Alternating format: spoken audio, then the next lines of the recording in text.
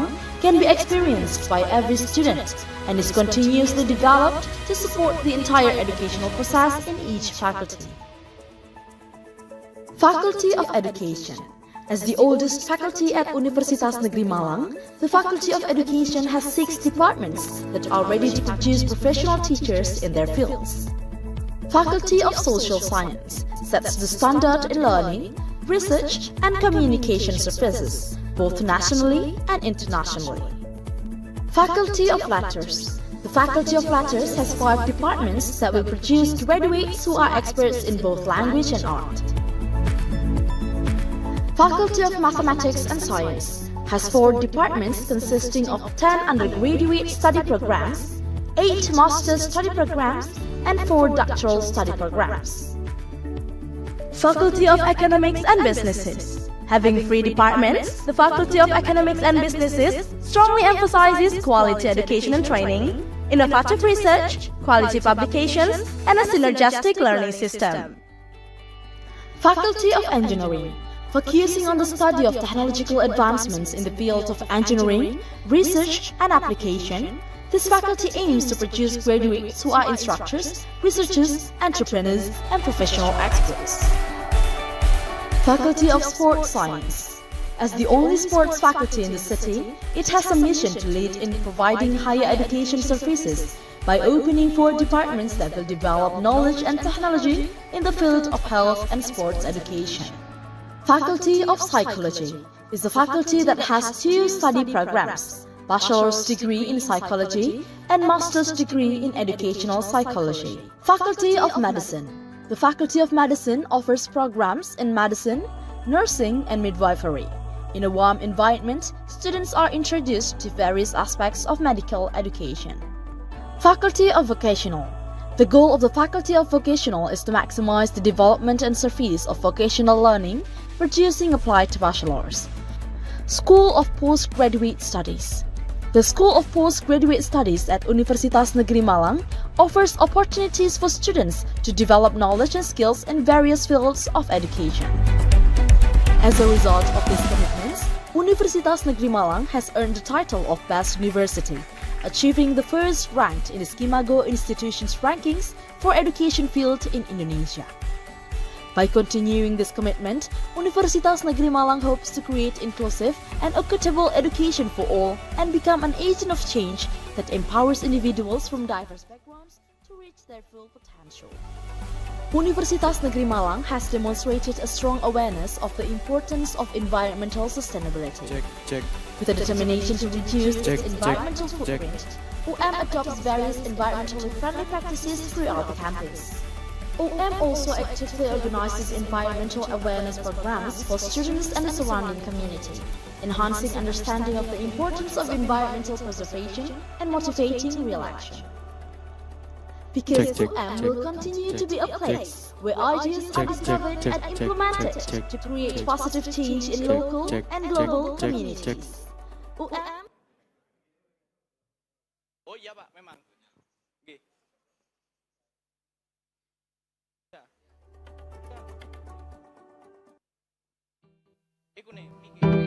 It's here with us again. Yeah, come on.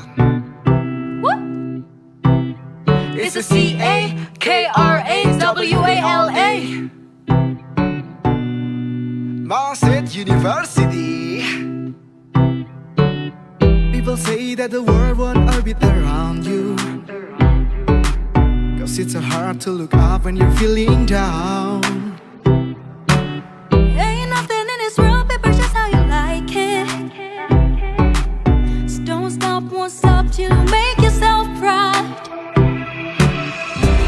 Just keep on moving, nothing's gonna stop us now. Let's prepare our future, nothing's gonna waste. Let's make our way brighter, gotta let it shine, we'll be up in the sky.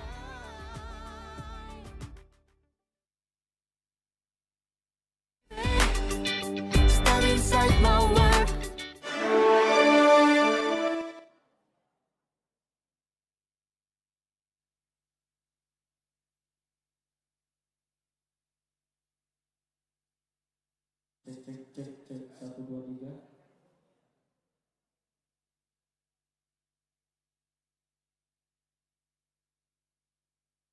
Cek cek cek cek 1 2 3.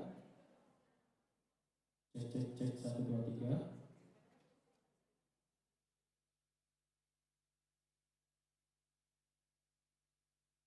Cek 1 2 3.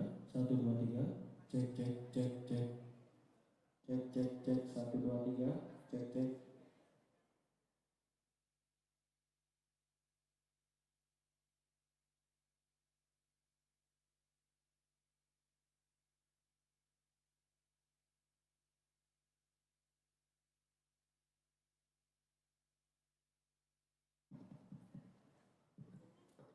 Cek cek 1 2 3.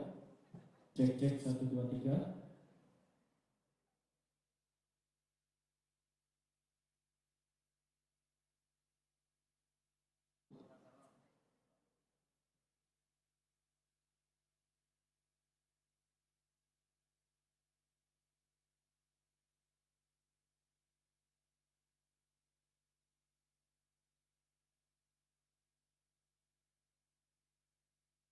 Cek cek cek. Cek cek cek.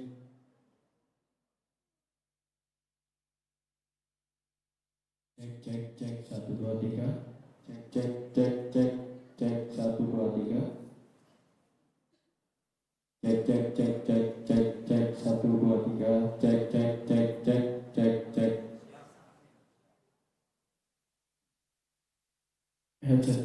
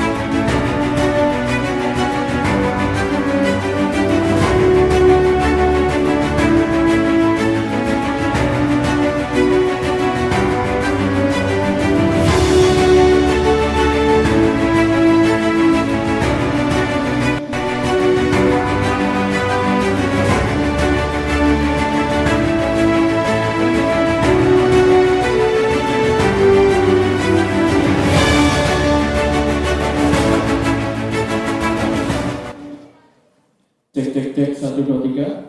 Cek cek cek 1 2 3.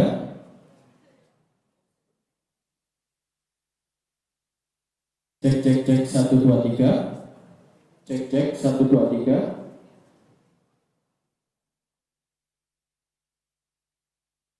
Cek cek cek cek 1 2 3. Cek cek 1 2 3. Cek cek.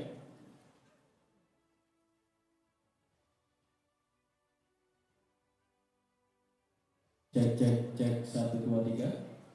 Cek cek cek 1 2 3.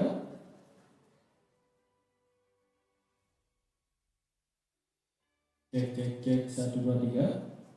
Cek cek cek 1 2 3.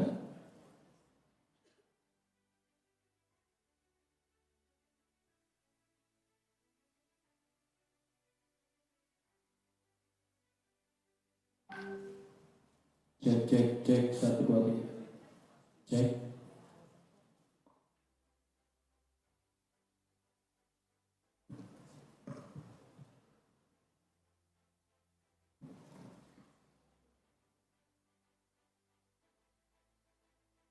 Cek 1 2 3.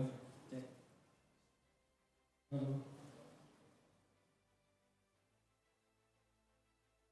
Cek cek 1 2 3 1 1.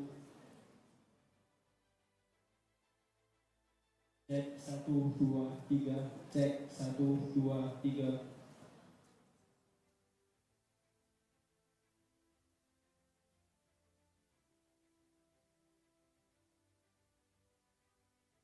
Cek 1 2 3.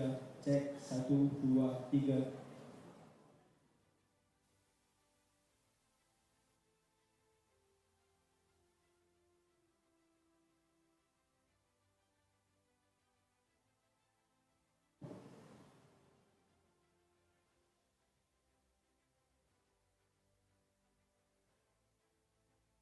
Cek 1 2 3.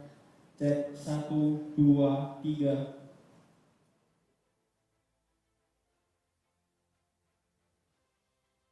Cek 1 2 3. Cek 1 2 3.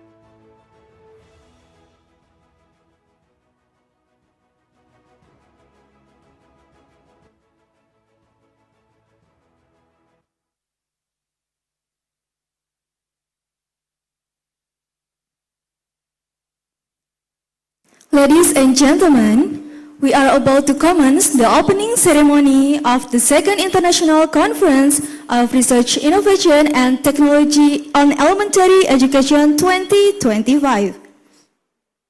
Before we start, allow me to read the conference rules. This is a hybrid conference, so for those joining online, please rename your Zoom account using your room number and name. Please turn on the camera and use our virtual background. The microphone should also be used unless you are going to speak. For those who are here, please do not use a Zoom application, otherwise there will be unnecessary noise. For your information, the conference will be conducted for 1 day with 15 plenary sessions. If you would like to ask questions, you may type in the chat box or raise your hand. There will be a special door prize at the end of the event. This door prize will be awarded to active participants throughout the event. Assalamualaikum warahmatullahi wabarakatuh. A very good morning to all of you. Deputy Dean for Academic Affairs of Faculty of Education Universitas Negeri Malang, Dr. Sri Wahyuni, MPD. The Head of the Department of Elementary School and Preschool Education, Dr. Muhammad Arafiq, MPD. Moderator Taufik Ihsan Slamet, MPD, PhD. The Chairperson Husnul Hatimah, MPD. The keynote speakers, Dr. Asniyati binti Kamarudin from University Malaya, Malaysia. Dr. Muhammad Arafiq, MPD, from Universitas Negeri Malang, Indonesia. Supapon Akapin, PhD, from Raja Manggala University of Technology, Krungtep, Thailand. Associate Professor Dr. Kwang Nui Sim from Sydney International School and Technology and Commerce, Australia. Presenter and participants, welcome to the Second International Conference of Research, Innovation and Technology on Elementary Education 2025. The Department of Elementary School and Preschool Education is holding its second international conference with the theme Empowering Educators and Learning for Digital Transformation in Primary Education.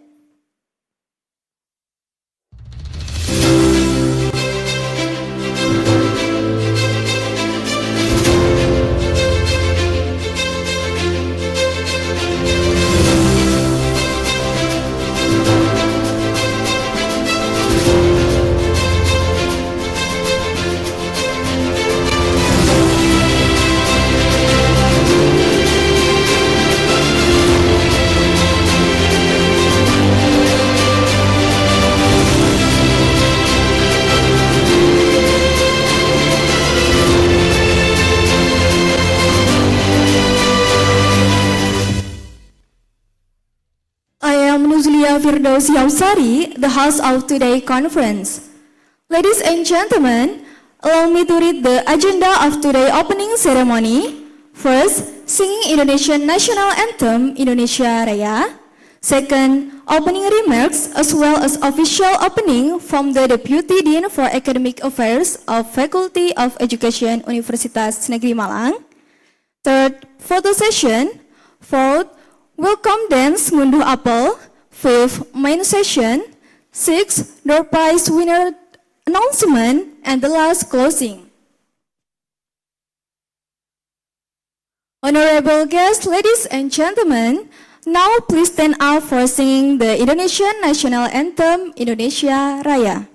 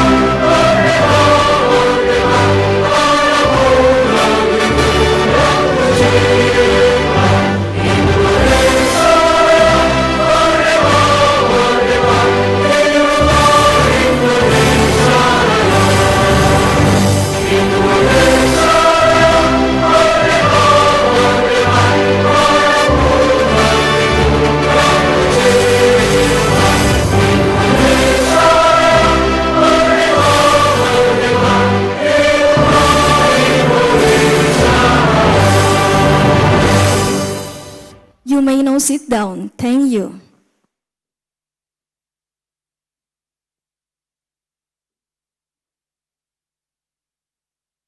Honorable guests, ladies and gentlemen, the second International Conference of Research, Innovation and Technology on Elementary Education 2025 is now going to be officially open. We invite the Deputy Dean for Academic Affairs of Faculty of Education, Universitas Negeri Malang, to present the opening remarks.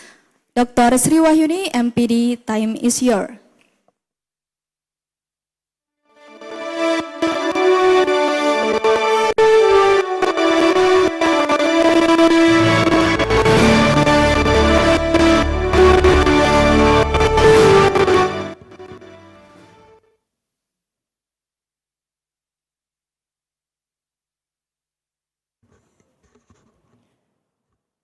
Bismillahirrahmanirrahim.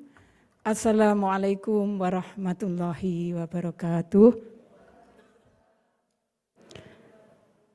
Good morning, good health, and prosperity to all of you. Thank you very much. I would like to convey a speech from the Dean of Faculty Education.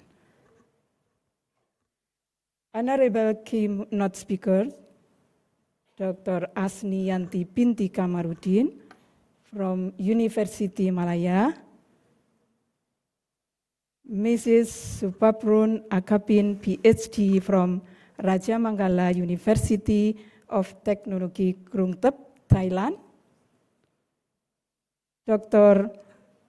Kwong Nui Sim from the Sydney International School of Technology of Commerce, Australia, and Dr. Muhammad Arafiq, MPD, from State University of Malang.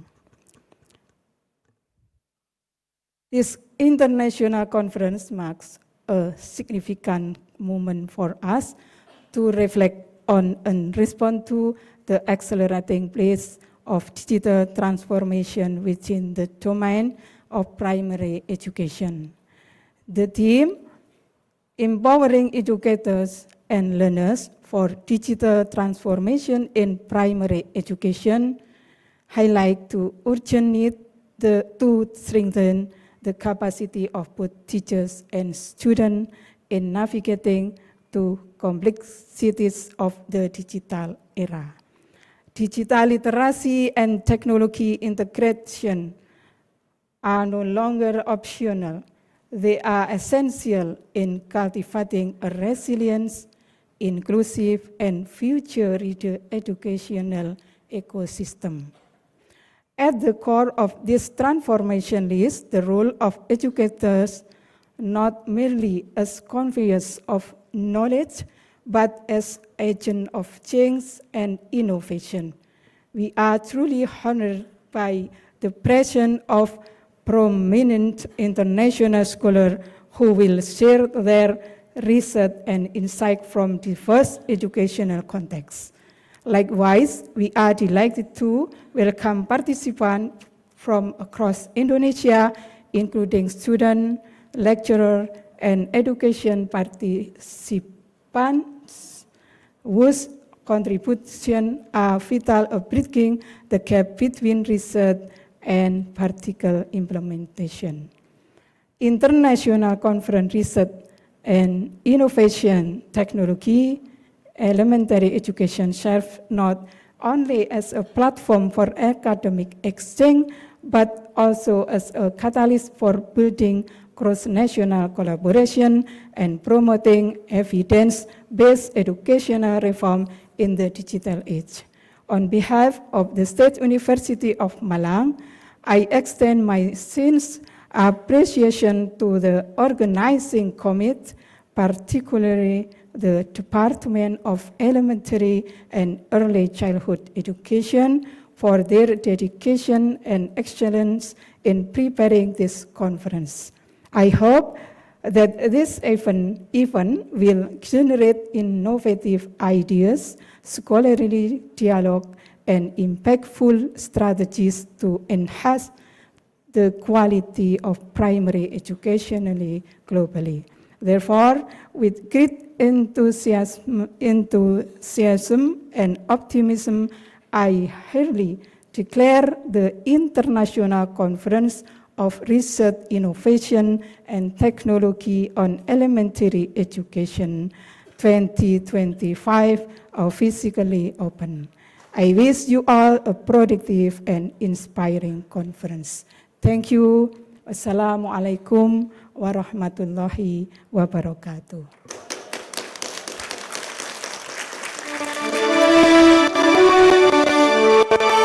Thank you so much, Dr. Sri Wahyuni, MPD.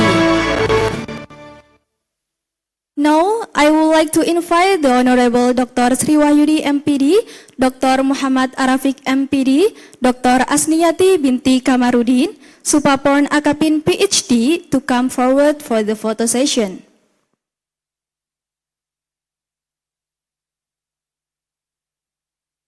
The committee, please take the picture.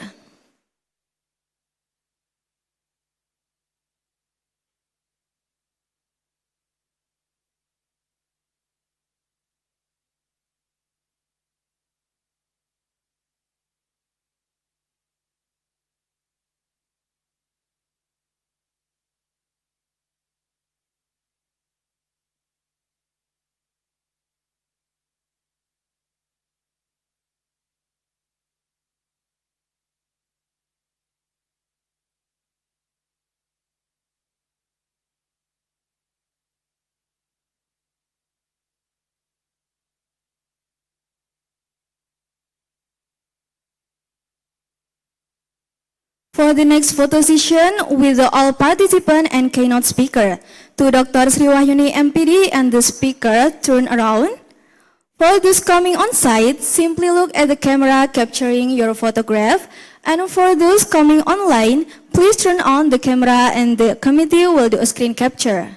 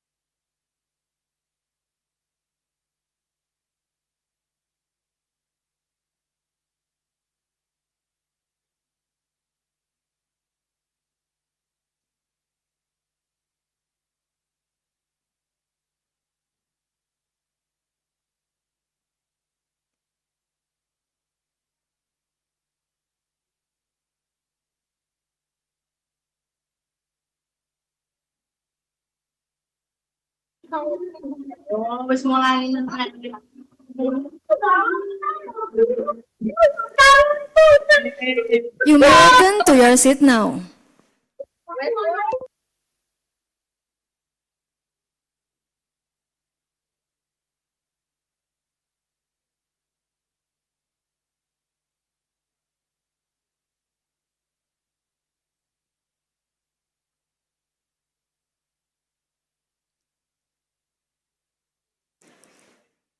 Ladies and gentlemen, to welcome you all, we will now enjoy the Ngunduh Apel dance.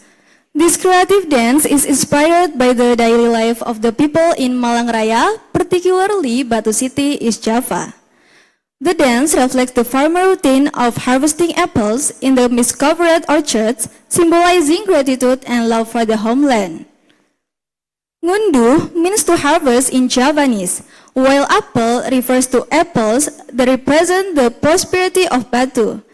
The dance movement reflects the farmer's harmony with the nature and nature. With lively step and uplifting rhythm, this dance embodies the spirit of cooperation, hard work, and joy.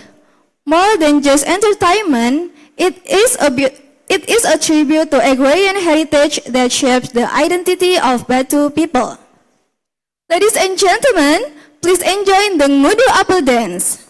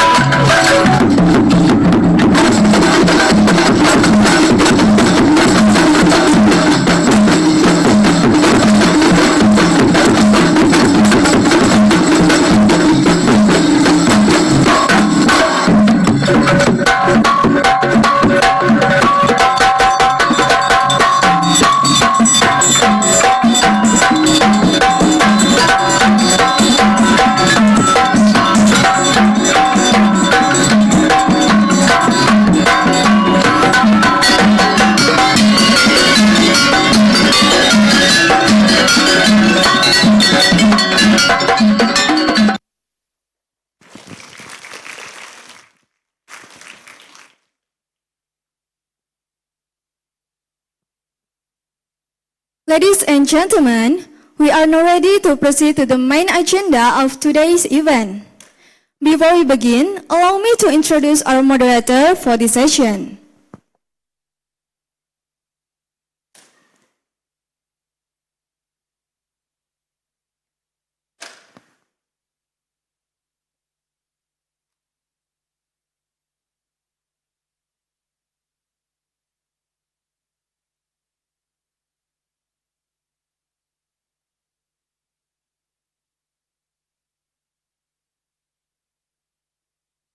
The moderator is Taufik Ihsan Slamet, PhD, from Universitas Negeri Malang.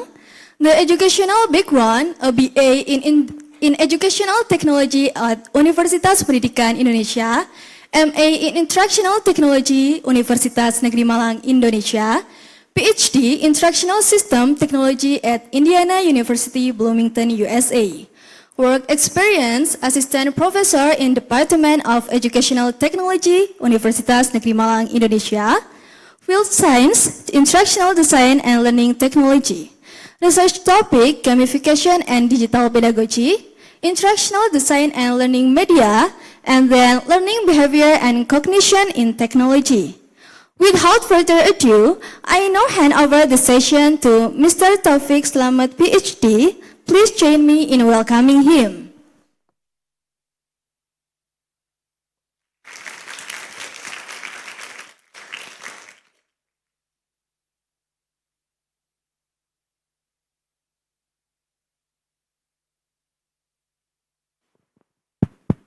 Cek. Oke, bismillahirrahmanirrahim. Assalamualaikum warahmatullahi wabarakatuh. Selamat pagi, good morning, and sugeng rawuh. This is the first time I greet people with Javanese, and I'm not even Javanese. It's such pride. So first and foremost, I'd like to say thank you, and I'm very grateful, especially for the organizing committee and the family of Elementary Teacher Education Department at School of Education, Universitas Negeri Malang. This is such a great opportunity for me. I'm very honored to facilitate and moderate the main agenda of today's conference. And also please allow me to facilitate and moderate our discussions today both in English and Indonesian. Karena Indonesia dan bahasa Inggris sama pentingnya dan jangan sampai bahasa jadi kendala untuk kita mendapatkan percakapan yang bermanfaat hari ini. Okay, so before we jump into our main agenda today, for the audience here, how many of you are students? Undergraduate students. How many of you undergraduate students? Please raise your hand. Undergraduate students, how many of you are undergraduate students?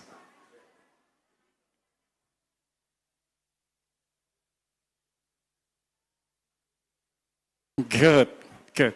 Okay. Any other master or doctorate students? Thank you. Thank you. Okay. Okay. So this is a great combinations between the all across level of educations. So let me point out the most interesting part about our today's conference. Hal yang paling penting dan menarik menurut saya dan mungkin teman-teman juga merasakan adalah akan ada 4 comparative studies antara 4 negara, Indonesia, 4 ya kalau saya tidak, saya jelek banget di matematika. Indonesia, Malaysia, Thailand, and Australia. Ya, kan? Oke, ada 4 comparative studies dari beberapa negara sehingga teman-teman bakal mendapatkan insight dan wawasan yang benar-benar membuka, oh ternyata elementary teacher education di Australia seperti ini, Malaysia dan Thailand juga di dalam Indonesia sendiri. Okay, so before we start our main agenda today, I will read briefly about the profiles of our keynote speakers. There we go. Okay. So our first keynote speaker is Dr. Supaporn Akapin from Raja Manggala University of Technology, Krung Thep, Thailand. And the second one from Indonesia, Dr. Muhammad Arafik from Universitas Negeri Malang. And the third one from Malaysia, Dr. Azmi Yati Kamarudin from University Malaya. And the last one who's joining us via Zoom from Australia, Dr. Kwong Nui Sim from Sydney International School of Technology and Commerce, Australia. Yeah.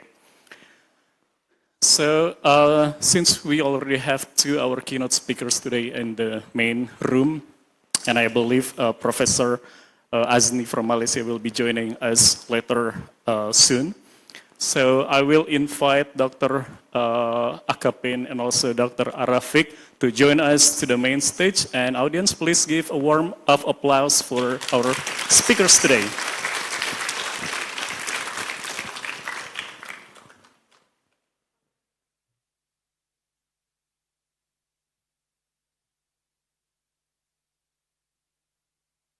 Display it in the screen.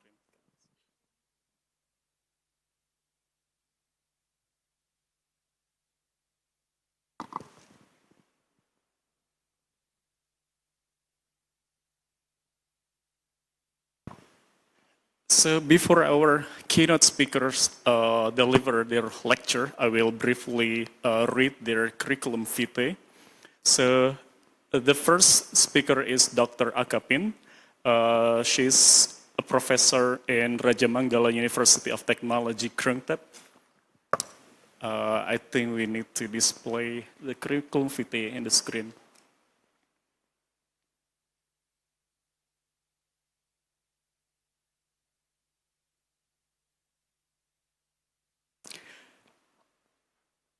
Selagi kita menunggu, saya akan bacakan sedikit research profiles dari Dr. Akapin.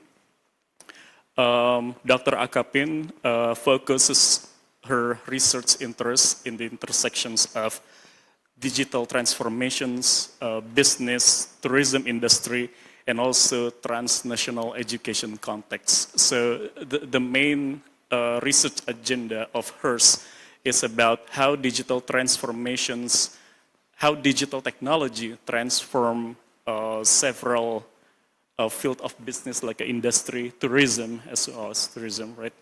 So the speech will be delivered around 30 to 40 minutes maximum.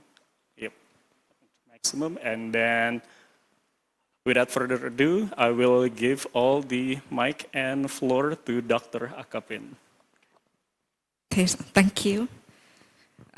Dr. Moore. And Arafik.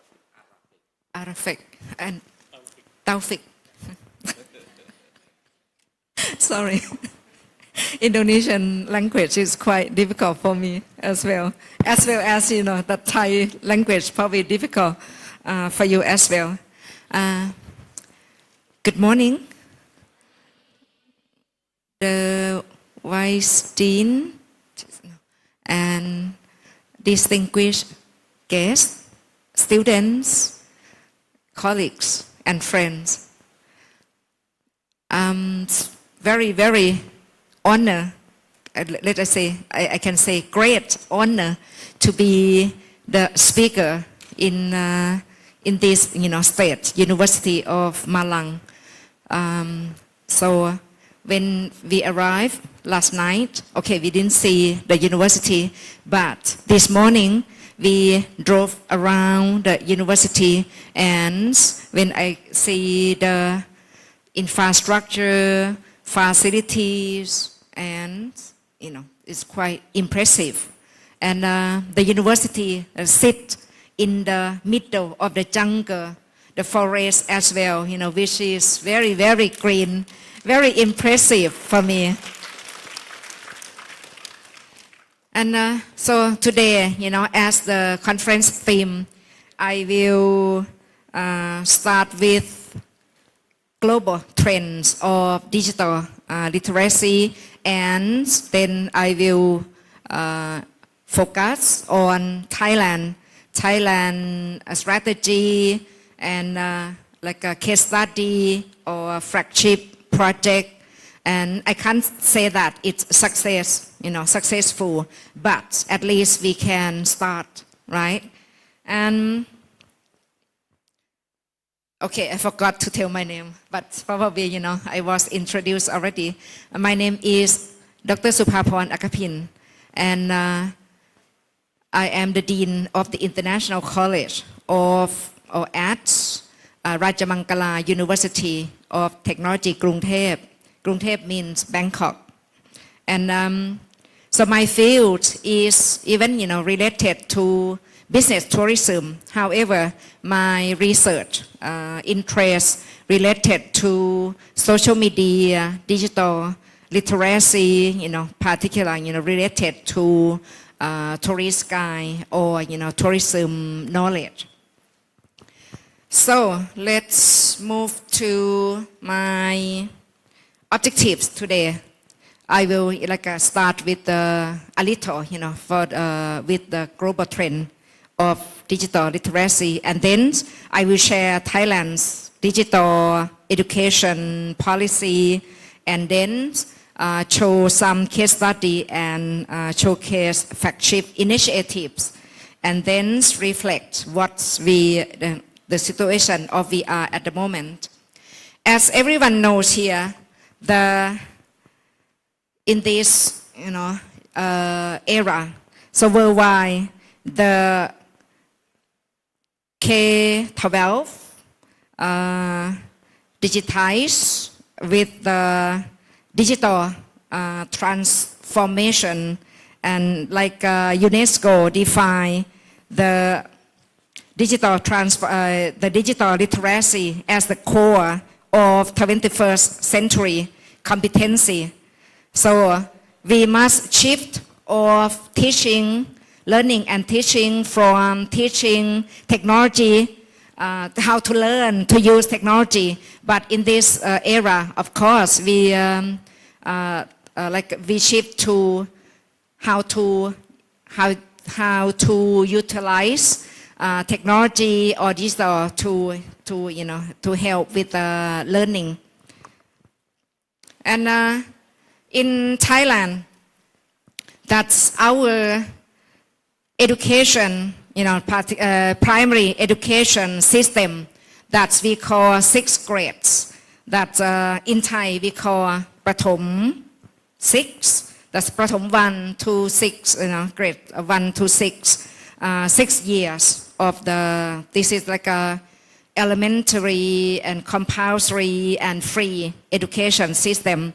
And there are around 3 million children across the nation, and around 30 schools, the government-run school, both in urban, like a big city like Bangkok, Chiang Mai, Phuket, and in the rural area as well. So which is very different and it's probably like challenges as well. Like in every country, the big city or urban cities is more like a more advantage than the rural area. And in Thailand national policy and in terms of strategy, we set the country Thailand for all, meaning the country drive the economy through technology and innovation, and also NECTEX of Ministry of Education, that's anywhere, anytime learning ecosystem, and Ministry of Education digital literacy goal as well, running from 2020 to 2025 to push or make 20-year national education vision running from 2018 to 2037 achieve namely intelligent society, the nation as the intelligent society focusing on equity, lifelong learning, and Industry 4.0 readiness.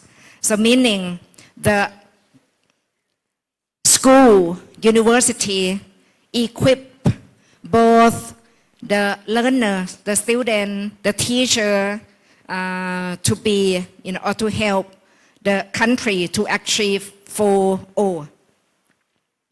And as the slide, we must see, like a broad,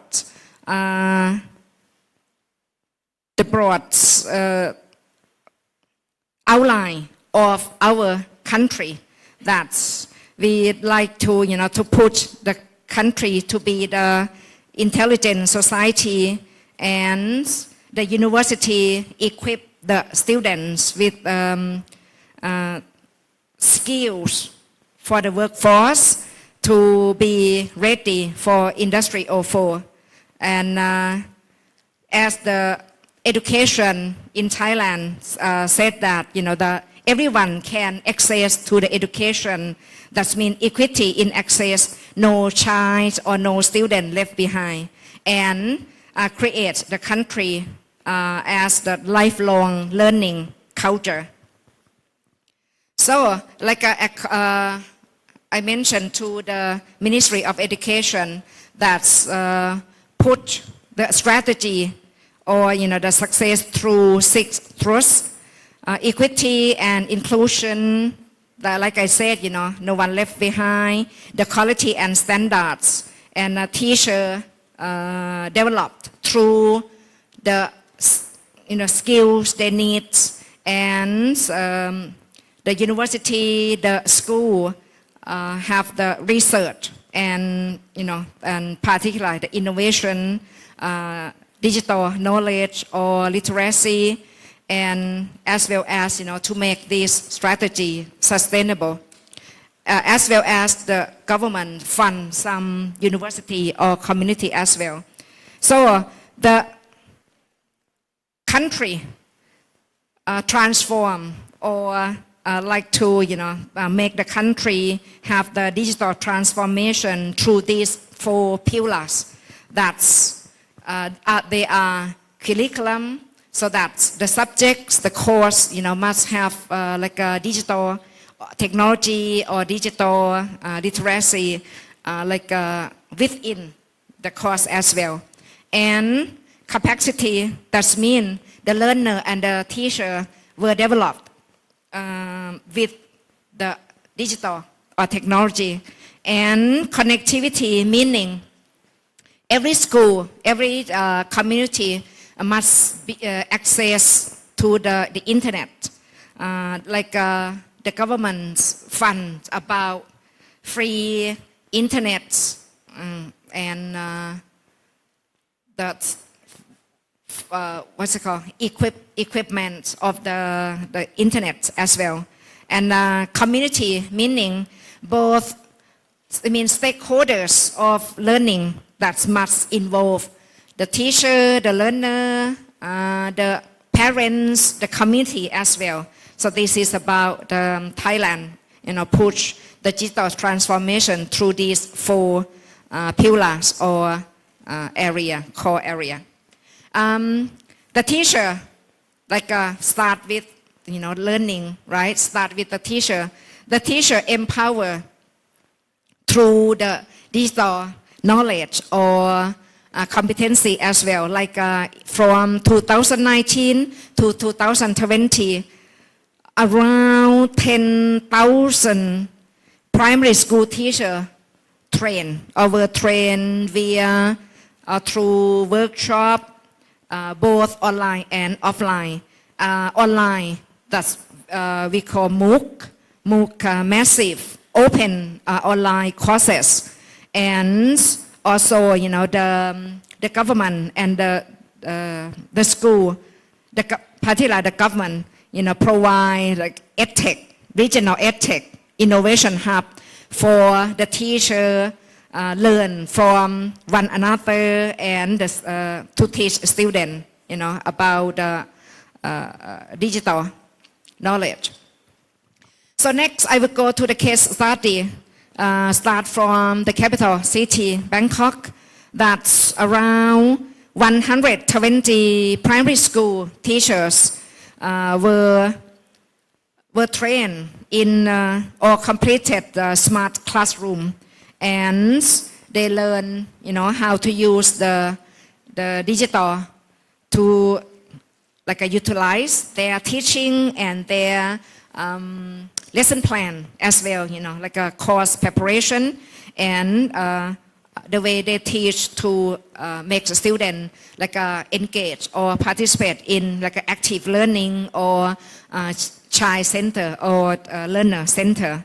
So that's, of course, that's 3 million students and 30,000 schools. This is just a tiny or small percentage of the whole country.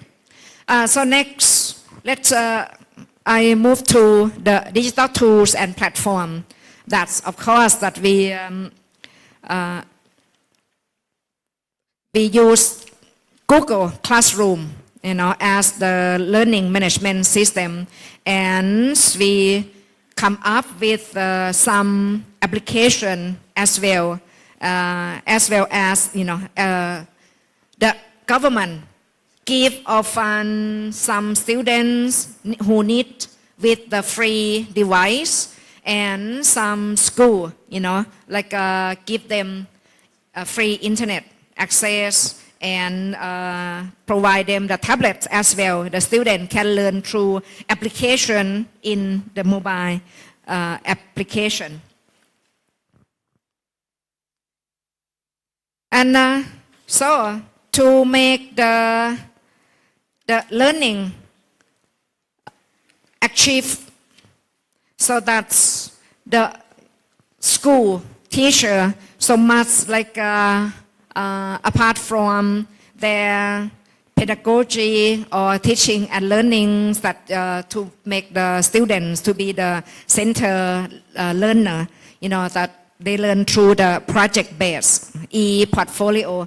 They can learn from their interests, and one day, that they do it well and they achieve, so that make them, knows what they like to be or to learn or to know, and also the teacher, employs several teaching approach to help them, to learn through, I saw, from your research project or area, gamification, right?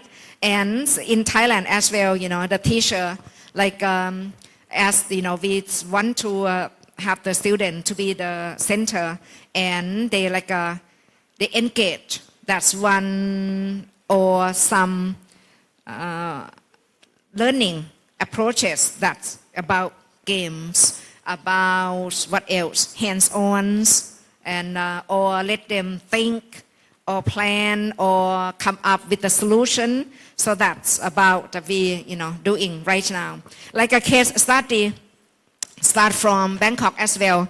That's 111 Bangkok primary school equip students with tablets, and also that IoT sensor to make both the children, the learner, and the teacher, or even the parents, they can monitor about the learning progress as well.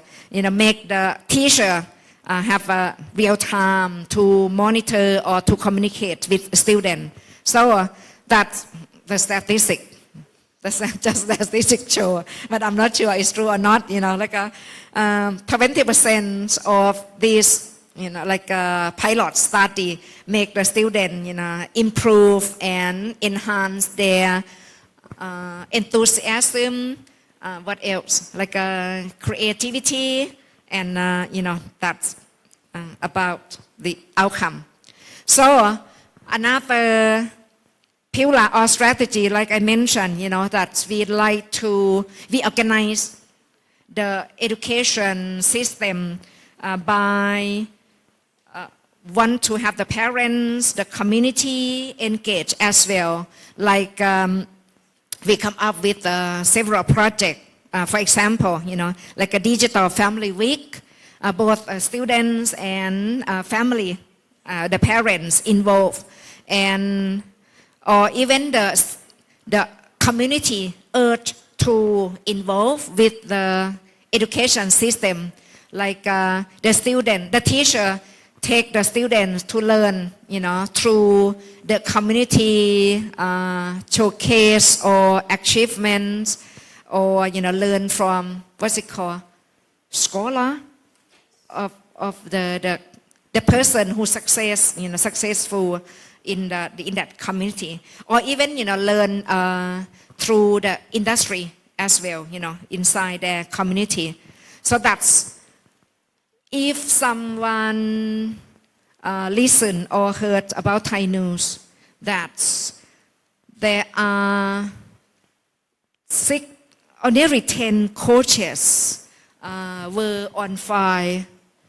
That's because the school, the teacher took the student to visit the industry, the place, the museum. So this is the scheme of the government support.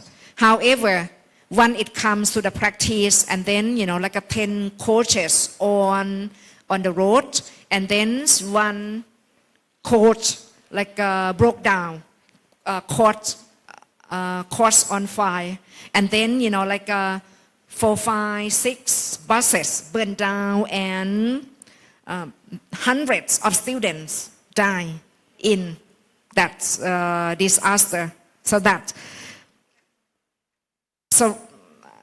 right now, even the government come up with this scheme or practice, but when it comes to the reality, so it's not easy.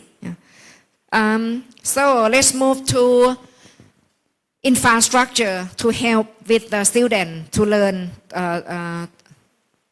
in terms of digital literacy or digital transformation. Of course, the government, the education, the Ministry of Education task or responsibilities to provide the infrastructure like internet access, the router, or even free.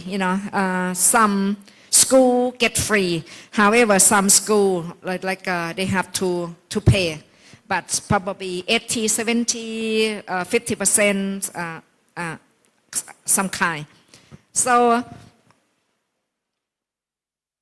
I cannot say how many percent of primary school, like I mentioned, 30,000 primary school in Thailand that can access to the internet. But, probably year by year, that's the government provide this kind of infrastructure. And so how to bridge the digital literacies between the urban and the rural, so that like I just mentioned, the government will come up with the subsidies to the school and the students. For the poor students, that the government give those devices free. But however, in Bangkok, as the parents and probably need less than the school in the rural area. So these, the parents must support the student by themselves. And also the government try to have the community or NGO or volunteer or donator involved as well, so that, we will hear the big internet corporation, like through corporation, AIS corporation, the internet network, to donate or offer these subsidies to those, the poor area school. So I move to the project, the pilot project, like the government come up with the project or program like AI. Probably by 2026, the government would like to have the children, or the children, can have the AI literacy. And so the government come up with the program or the project to, to make these students can learn. But mostly, of course, and take place in Bangkok. But probably, we hope later it will, go to in the village or rural area. And also, we have the practice like online, parallel with on-site as well. And we come up with some school run through like a 100%, we call, what's it called? Like a distance learning, like I use the online, satellite, right? Satellite learning.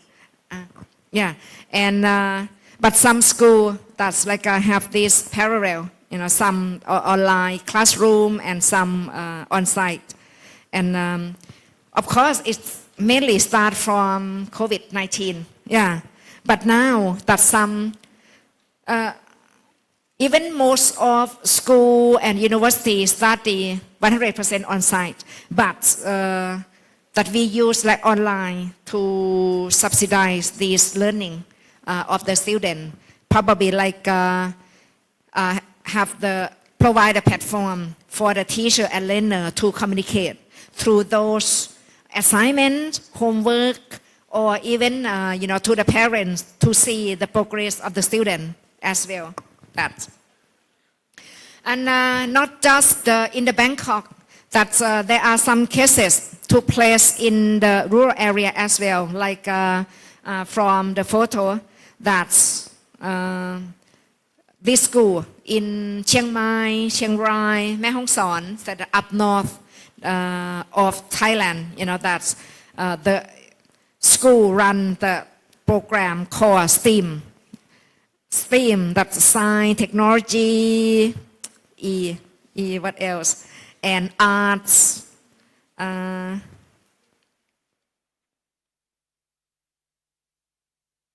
Science, technology, engineering. E is a short for engineering, arts, and M, mathematics. Let the student, to learn through this project. And so the result yield that or reveal that the parents report the student boost or enhance their creativity, enthusiasm, and like study more. So this is so. When we look at this strategy, mitigation of strategy, so like I said, nationwide might still need to improve or develop. However, the stakeholders inside the education, Ministry of Education will continue, like the teacher and the learner continue training, and to like the government provide the grants or subsidies to the school who need where needed as well, and make the stakeholders, everyone involved, to monitor and or to learn from each other, or even the best practice can be the peer for those who want to be achieved as well. So as my view, I would like to say that as the school, we cannot make this thing achieved by ourselves. We must allies with other sector or organization as well, like the university help the school as well, particularly the university that who has the major like elementary education or primary school education as well, you know, to help the young learner to achieve this. And also the community and the parents must get involved as well. So come up with my finish, and thank you very much for your attention, and I am happy to hear your question. Thank you.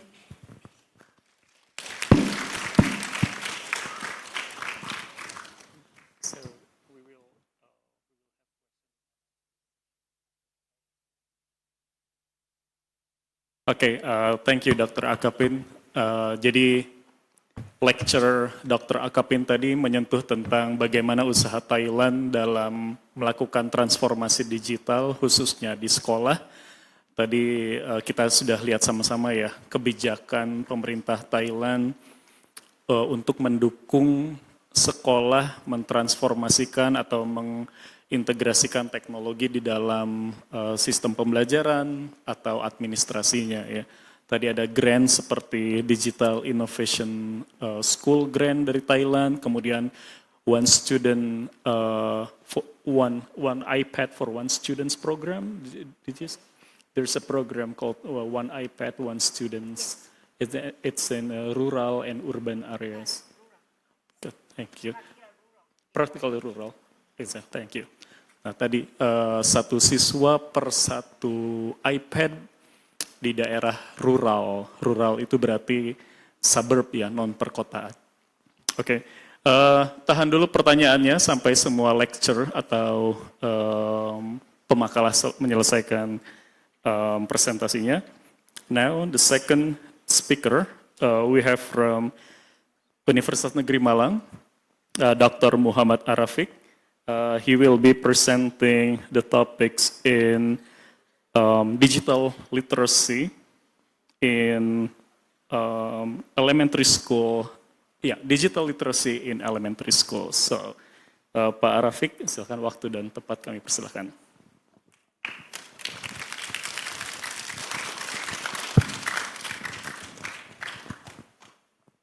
Saya tak minum dulu biar tidak grogi.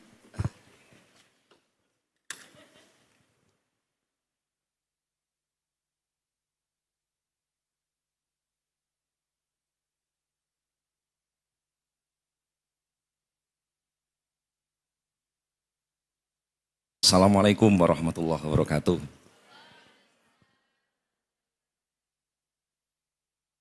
Good morning, distinguished guests, distinguished speakers, and all our wonderful attendees.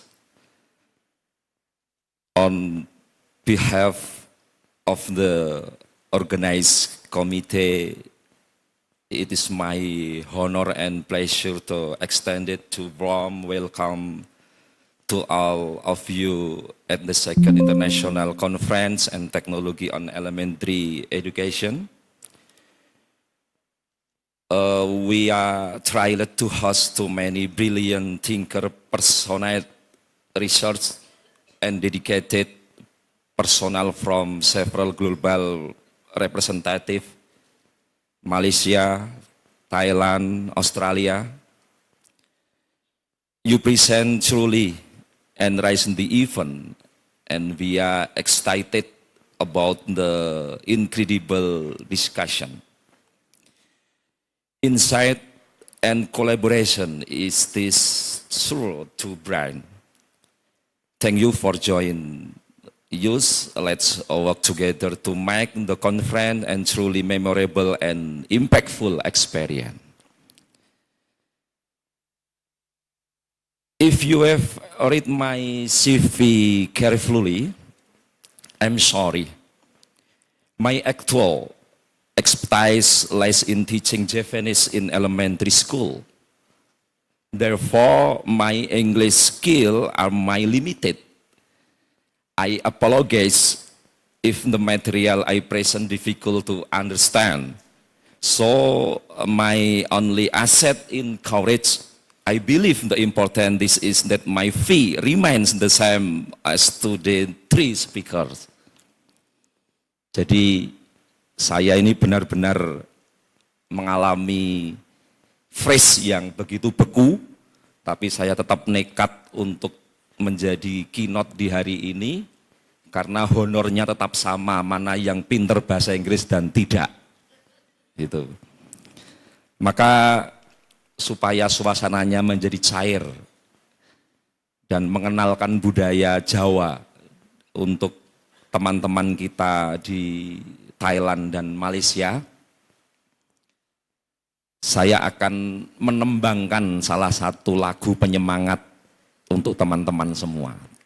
Javanese songs.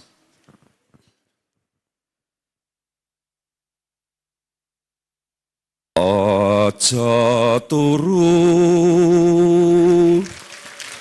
sore kaki,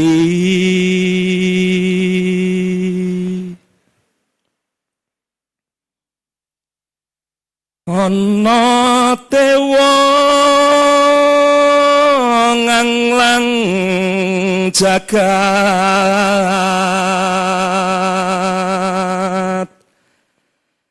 nyangking bokor kencanane,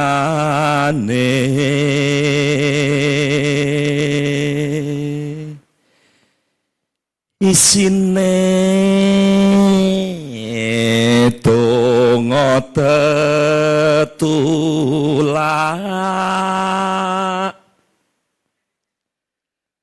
sandang kalawan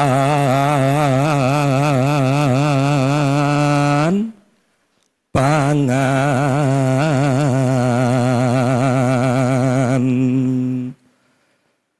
ya iku bagianipun wong melek sabar narimo.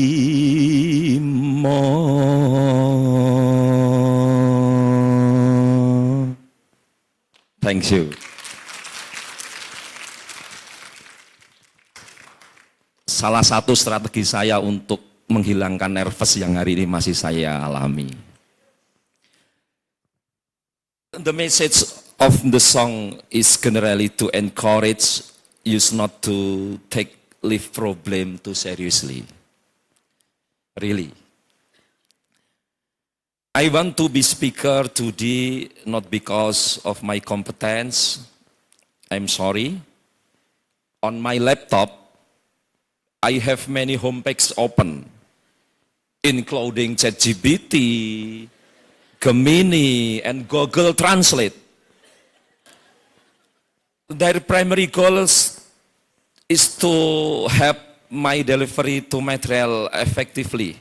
But I am confident that skill moderator who will help in my Brian Stanley Gates tweak. Mengalami kebuntuan otak saya, untung ada Mas Taufik yang nanti akan membantu. Tenang Mas Taufik, honor saya bagi, tapi sedikit saja ya nanti. Okay, let's get seriously. I choose the presentation title because it's the topic I understanding is the best. A recent research shown that children literacy is the most popular reading material of elementary school students.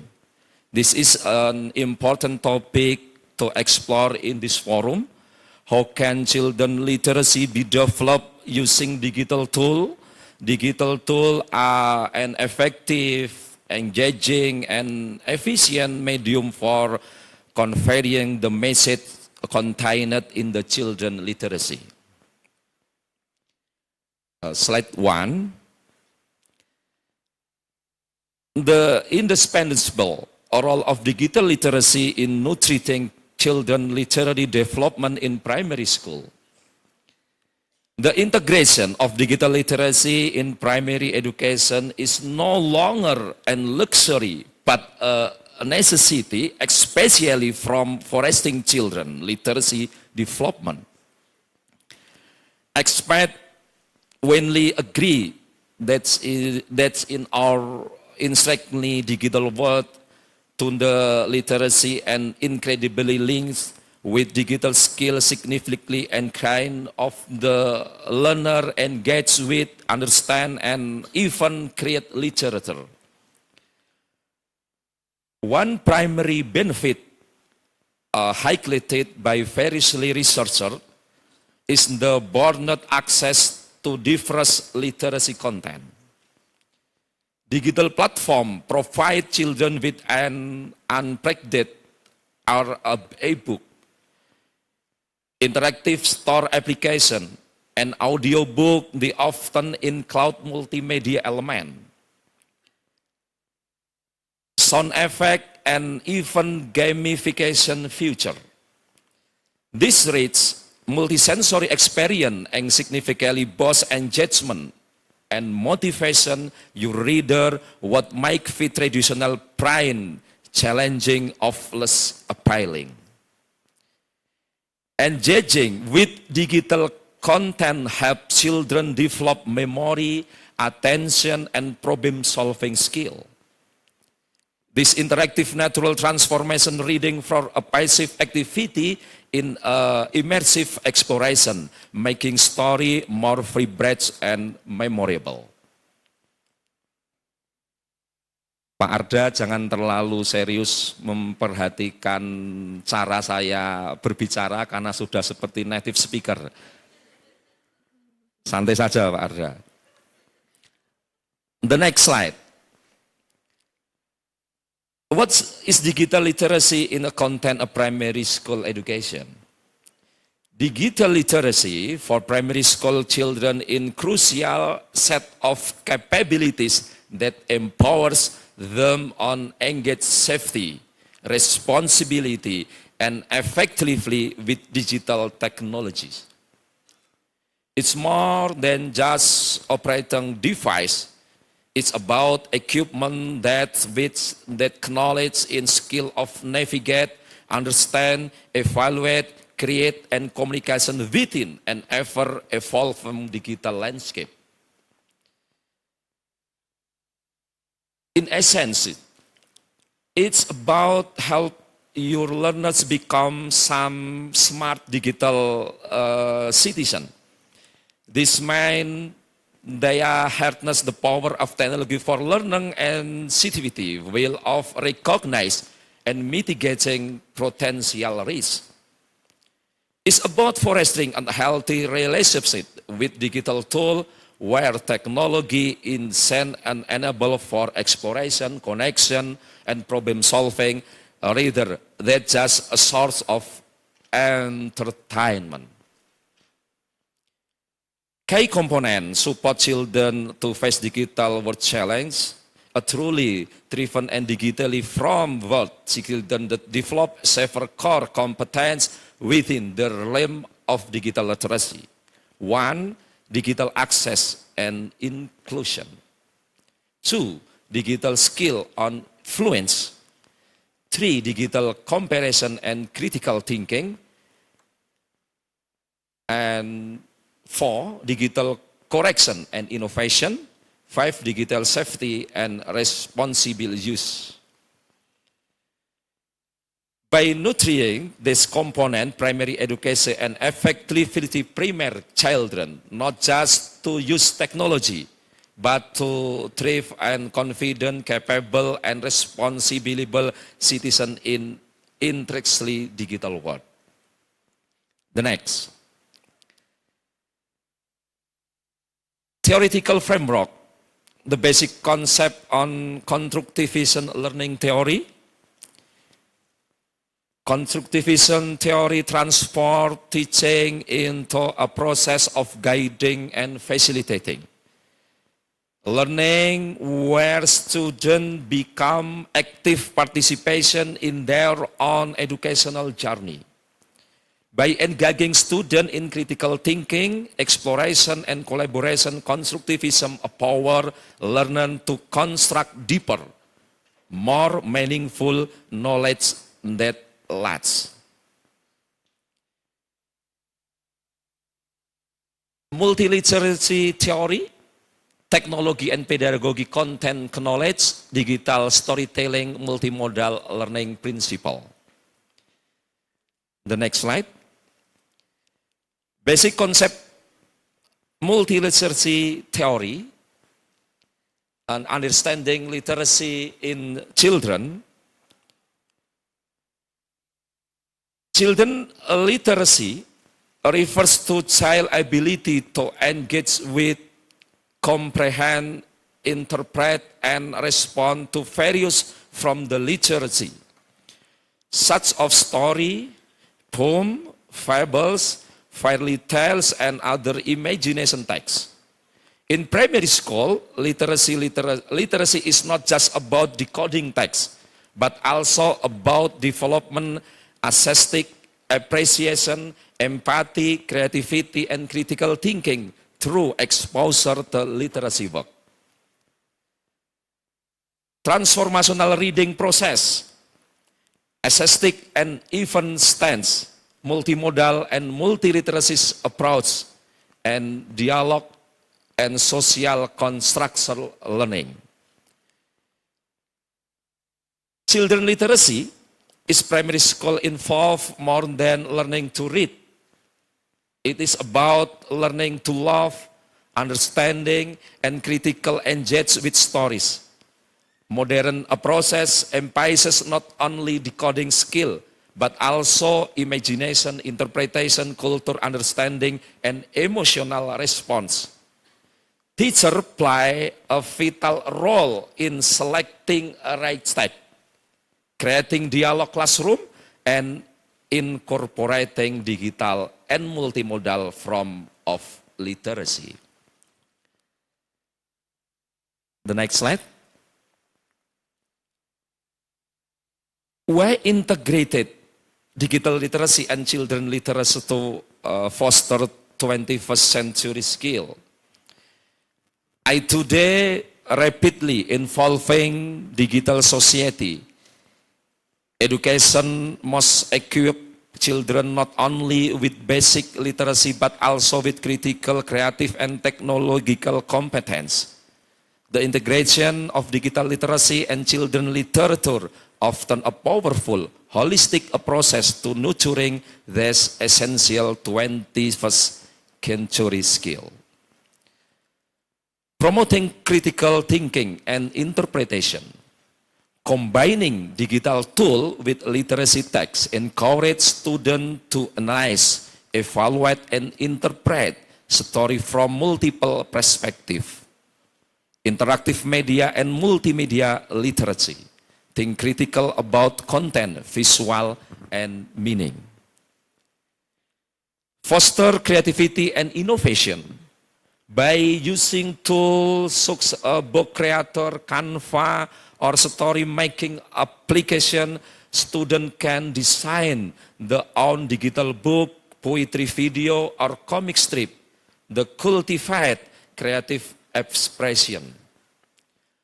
But digital citizenship and media literacy, when children interact with digital literacy, they also learn how negative online platform responsibility, evaluating resource, respects copyright, and behave ethnically developing digital citizenship. The next. I am sure the audience understand the slide very well. I'll move on the next slide.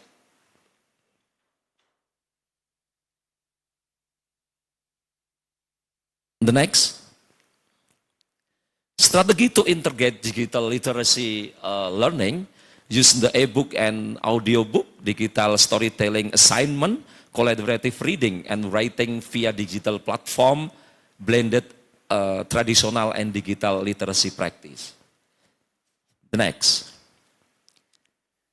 Practical example and activity, creating illustration digital storybook, a virtual read aloud with comprehension quizzes, and online literacy character role play on interview. The next. Benefit of digital literacy in children literacy learning in elementary school, to exchange reading interest and support inclusive education. Integrating digital literacy into the teaching in children literacy offers significant benefit, especially in fostering reading motivation and ensuring inclusive learning environment that meet diverse student needs. One, increase reading interest through interactive experience. Digital literature, animation story, interactive e-book story application engages students through multisensory features, sound, animation, narration, and to basic interaction. There's dynamic element of reading more enjoyable and less intimidating, especially for recalcitrant readers. The next. Challenge and a solution, screen time and management, access to diverse self-statement, teacher digital literacy level, and solution, professional development, hybrid model, parental involvement. The next. Assessment and evaluation, how to evaluate literacy learning in digital form, digital reading logs, interactive quizzes, story reming video, pre-feedback, and ads. The next.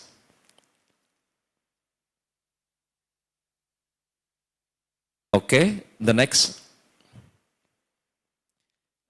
Conclusion,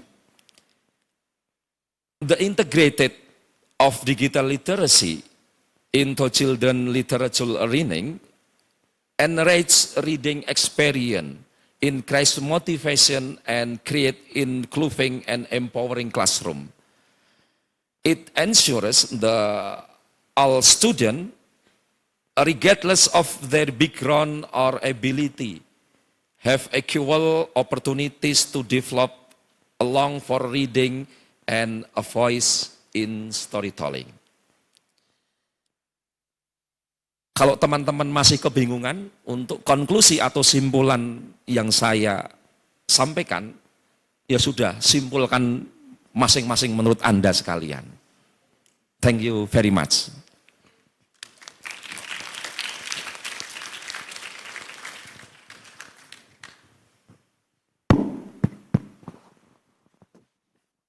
Oke, thank you Dr. Arafik. Tadi saya seperti mendengar suara seseorang lagi mendalang wayang, Pak. Benar, Pak. Harmoninya benar-benar solid gitu, Pak. Iya, terima kasih. Hanya untuk strategi menaikkan rating honor saja. Oke, thank you Dr. Arafik. So, saya lupa, benar-benar lupa tadi memperkenalkan Pak Arafik. Karena saya pikir orang yang paling terkenal di auditorium ini tidak perlu diperkenalkan, tapi ternyata komitenya nge-WA saya, perkenalkan dikit Pak. Oke, teman-teman sudah tahu ya Pak Arafik ya? Oke, Kepala Departemen. Kemudian yang paling uniknya kalau cek di Google Scholar-nya, expertise-nya dalam local knowledge, pengetahuan otentik tapi kultur Jawa, Pak ya.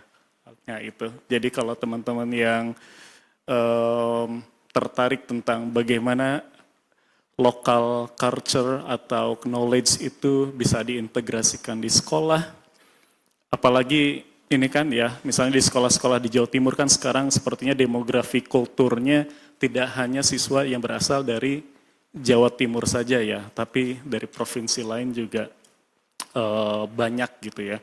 Jadi itu tantangan tersendiri bagaimana memperkenalkan local knowledge tentang budaya Jawa ke masyarakat se-Indonesia gitu. Oke, So we are waiting for the third speaker, the Dr. Azni from University Malaya. But while we are waiting for her, I have a little ice breaking. Okay. So kita sudah mendengarkan dua lecture dari Dr. Akapin dan Dr. Arafik. Sekarang siapa di antara rekan-rekan semua yang bisa mensintesiskan atau mensummarize, merangkum apa yang baru disampaikan oleh Dr. Akapin dan Dr. Arafik? Siapa? Raise your hand please if you can summarize the first two lectures. There will be a prize from the committee. Come on. Ayo, siapa yang bisa meringkas atau merangkum apa yang baru disampaikan oleh speaker kita barusan? Ayo. Ayo. Siapa yang berani? Both in English or Indonesian is fine. Ayo. Ada door prize katanya, kata komitenya tadi. Come on. Apa yang baru disampaikan oleh Pak Arafik dan Bu Akapin? Ayo, ada yang berani? Silakan.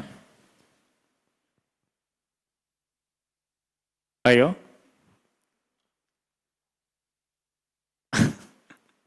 Mungkin bahasa kita terlalu tinggi apa ya. Jadi silakan. Apapun ngawur juga nggak apa-apa. Silakan.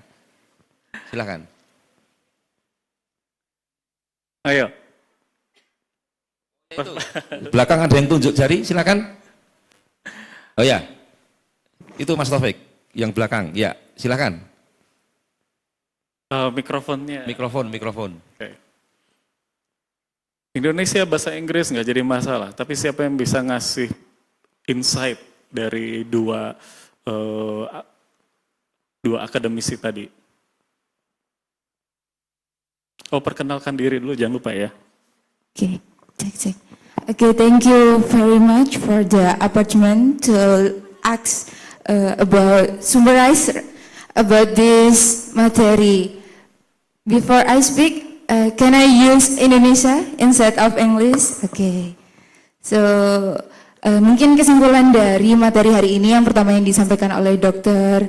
Akapin dan juga Dr. Arafik, yang pertama adalah terkait digital literasi atau literasi digital yang diterapkan baik di Thailand ataupun di Indonesia tadi, dan bagaimana adanya dukungan dari government and also parents untuk mendukung adanya digital parenting ini, dan juga tadi disampaikan adanya peran AI dalam penerapan digital ini.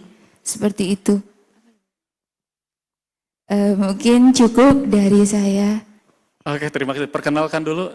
Perkenalan dulu siapa? Oh, sorry. My name is Divasti Sakina from PGSD angkatan 2023. Oke, terima kasih. Aplaus buat. Oke, kita nanti punya sesi question and answer, diskusi setelah semua lectures ya. So we will have our third speaker today, Dr. Azni Yati Kamarudin from University Malaya. So I'll be delightful to invite Dr. Kamarudin to join us to the main stage. Please give a round of applause for Dr. Kamarudin.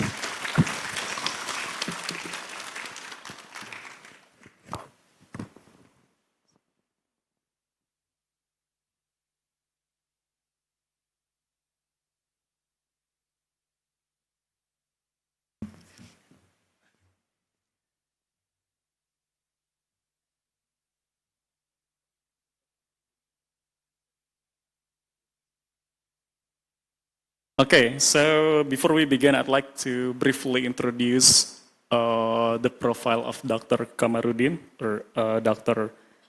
Azni Yati Kamarudin from University of Malaya. There we go. Okay. Maybe I will not read the whole informations in the slide, but the most interesting part about Dr. Kamarudin's research is about values education in elementary education level. Also, how digital transformations change the way teachers and students interact in the classroom or in learning activities in general. Okay, so we will have 30 minutes, 30 minutes to 40 minutes maximum. Okay, so without further ado, let's listen to Dr. Kamarudin's speech.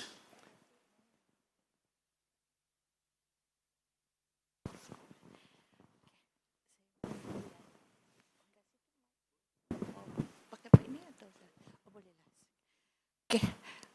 Bismillahirrahmanirrahim. Assalamualaikum warahmatullahi wabarakatuh and very good morning. Ya, apa khabar semua? Yeah, it's good to be back. Yeah, I see you last year in October, I think. So here I am again in same place, but different lectures. Yeah. Okay, maybe. So my presentations is more on how we, the lecturers from University Malaya, we had a grant from our Ministry of Finance to help students, unfortunate students in Kuala Lumpur to gain their self-esteem in learning, learning laws, also in socials.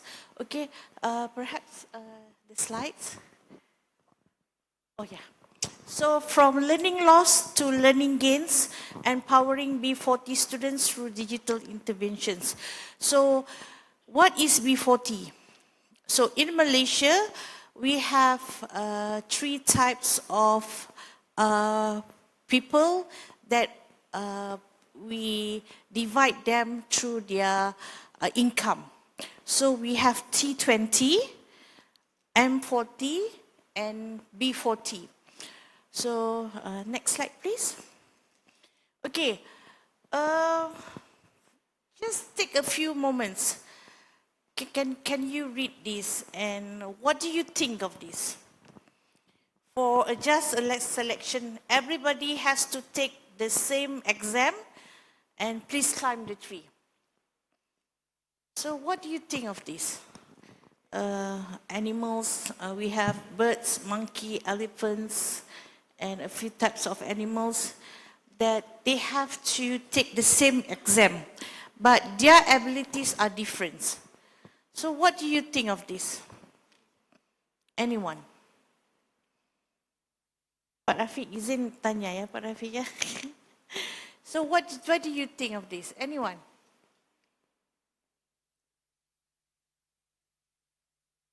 Ya, ada tangan. Ya. Ya.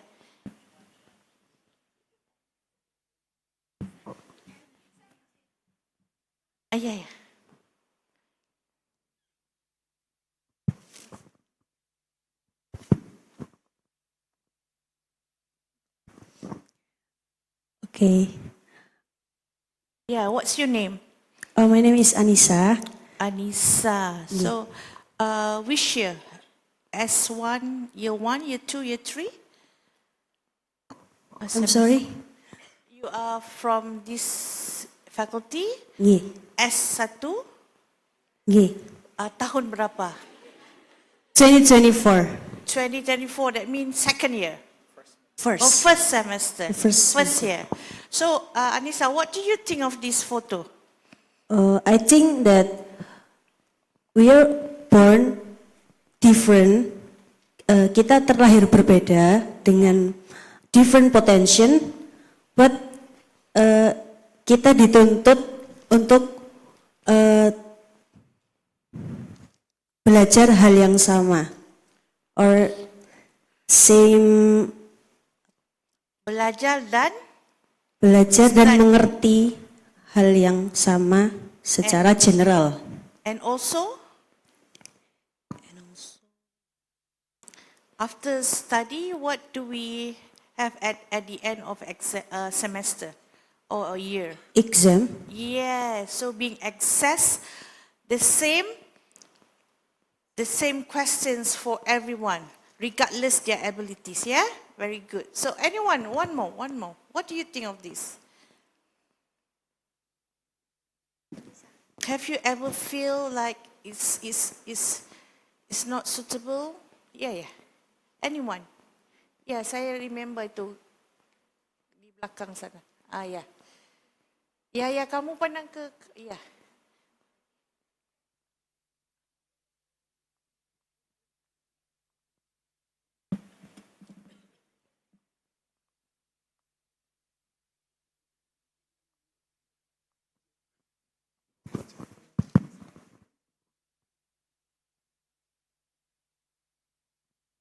I'm sorry, can you repeat your question, please? What is your point of view of this? Do you agree with Anissa or do you have another point of view?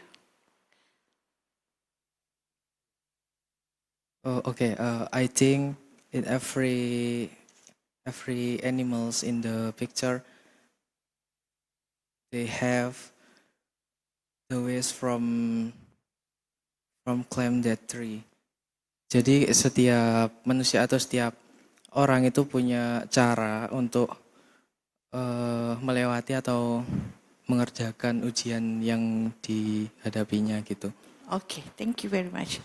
So this is what happened, I think not only in Malaysia, but also in Thailand, in Indonesia, when different students have different abilities, but they have to answer the same question.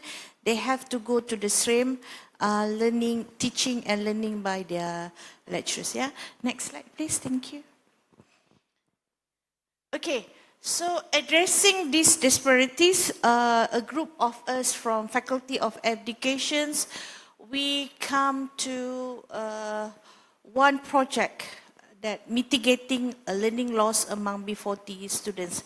This is based from PISA result. I think in Indonesia also you have PISA, yeah? Yeah, dosen-dosen ada PISA, yeah? So for Malaysian, we have like not a very good result for PISA 2022, especially in English comprehension and also mathematics. It's really dropped out. And one of the reasons, of course, they put the blame on COVID-19. Okay, because most of the students, we have to go through COVID-19 where there's no class, it's online. So that's why the main reason is B40 COVID, yeah? And also B40 challenges. So as I explained, in Malaysia, we have 3 types of income, T20, M40, and B40. T20 is income is above 100,000, 150,000 per year. And M40 is 100,000. B40 is below 40,000 per year. So just imagine B40 per year, especially those in urban area, we call it poor, urban poor. So because of COVID-19, they have limited access to internet, limited access to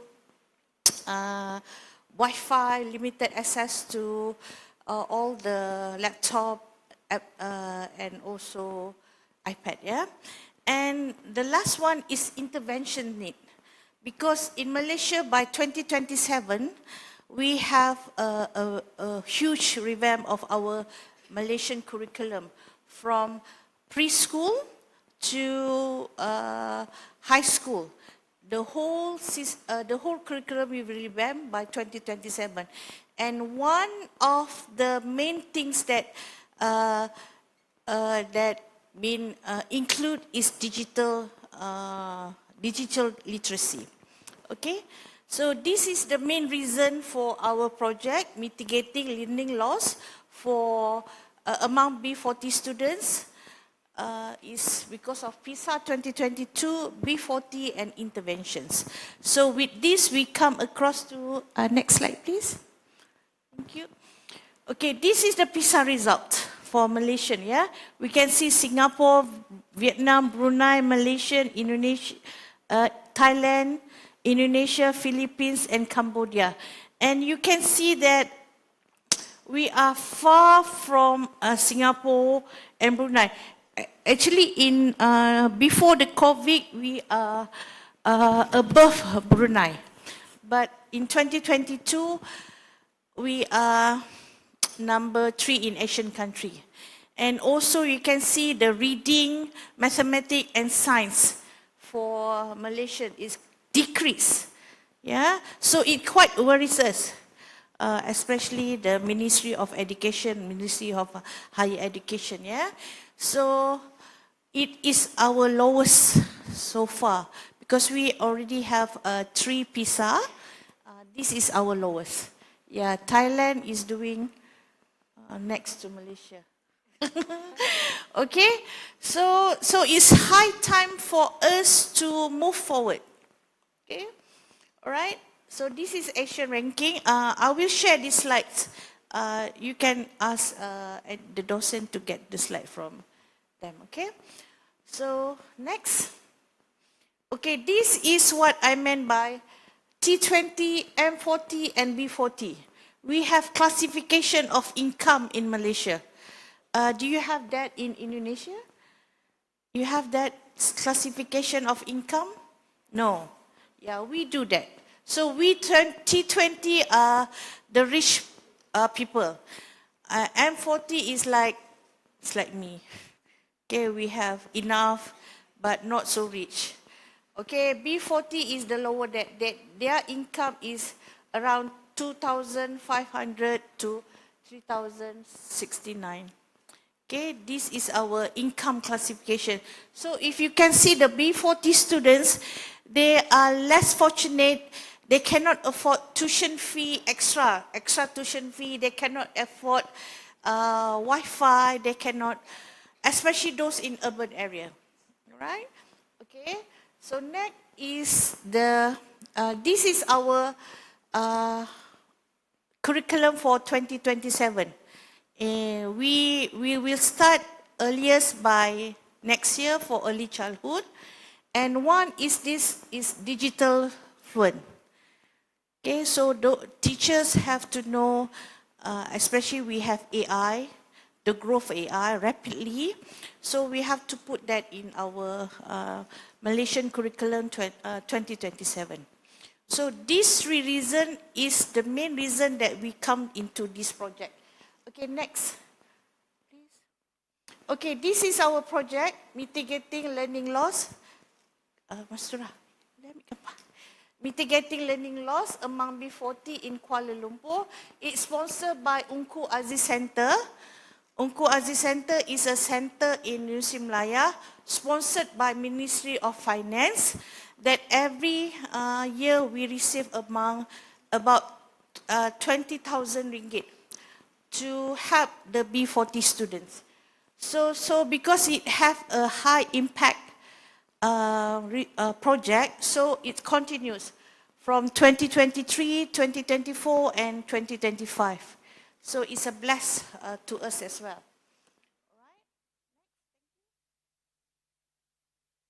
Okay, what about the project? The project is we select 20 students from a location in Kuala Lumpur. It's a very poor urban. We call it PPR Kerinci. It's near Universiti Malaya. So about 20 to 30 students, we select them based on their parents' income, that we give them tuition every Saturday for 20 weeks. Okay, so this is our team. Myself as the principal, and also we have Islamic education, sorry the typo, and we also have physical and health educations, arts education, Malay language, digital experts, English language, and STEM. This is our team that we divide by week to help the students, especially in digital and STEM, and also Malay language. Right? Next. Okay, so what is the method? When we receive the grant, we have a pre-post test for the students. We want to know what their lack in Malay language, Islamic language, or STEM or English. We give them tests to know their strength and weakness, especially in STEM and others. The students involved is year 4, 10 years old, about 15 students for the first project. And the location is in PPR Kerinci, Kuala Lumpur. 35 minutes for 20 weeks. Okay, so next. Okay, so this is the pre-post. Apart from the tuition free, we also provide them with food. We gave them breakfast and we gave them lunch. Why do you think that we give them breakfast and lunch? Why? Every week we provide them with breakfast and we provide them with lunch. And also once a week, once a month we provide them with arts and health. Why do you think that we provide them lunch and breakfast? It's easy. Why?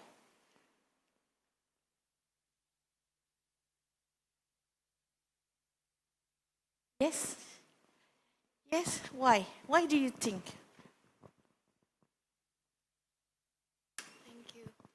I think it's because to make them more focused, so with the good nutrition that they get, they will be more productive and effective to learn. And apart from that, why do you have food in front of you? Why do you think?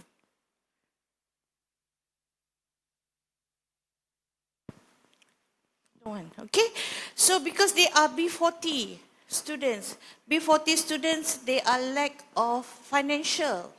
So their parents, some of their parents cannot afford to give them breakfast and lunch. So we provide them with lunch and a kind of motivation for them to come to the class every Saturday. You know, every Saturday is a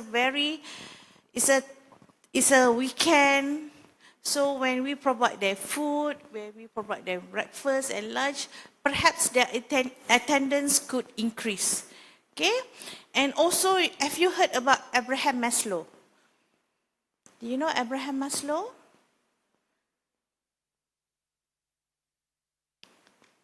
You should know about Abraham Maslow. It's a very basic model. What is the first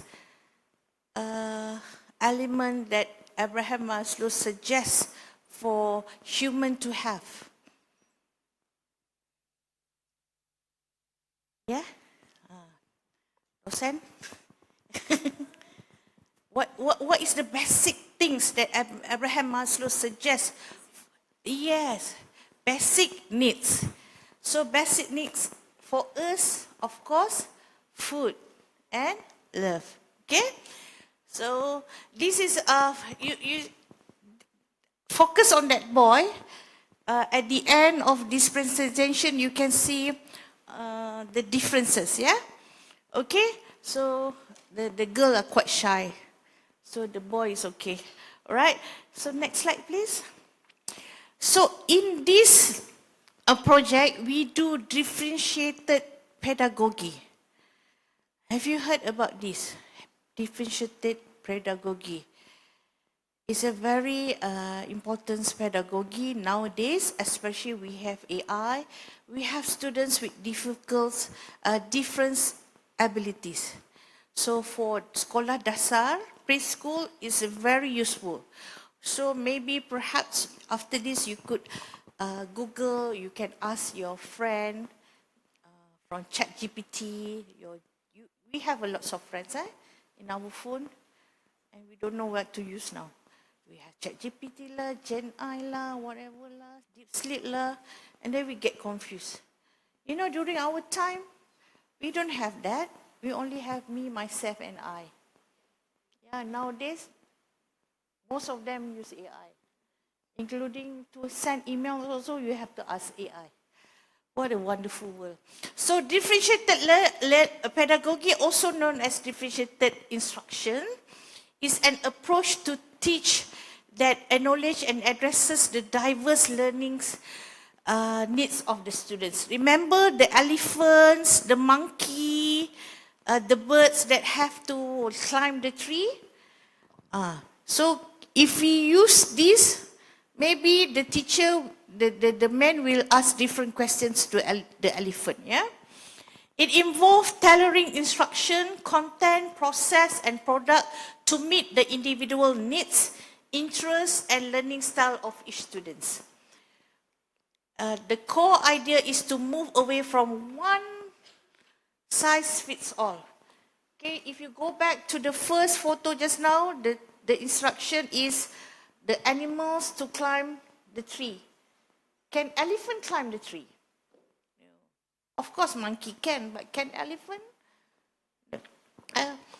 All right, approach to instructions and instead create a learning environment where all students can succeed. Okay, no doubt, of course, in Malaysia, also in Indonesia, I think also in Thailand, we have so many students in one classroom. 40, 50 students in one classroom? 20. 20 is less. You know, in Malaysia, 45. Yeah, 45. And there's some schools for tahun 1 or year 1, we have 15 classes. 15, A, B, C, D, E, F, and they don't use colors because they cannot use colors now. So instead of colors or zodiac or planet, they have to use alphabet because they have so many class.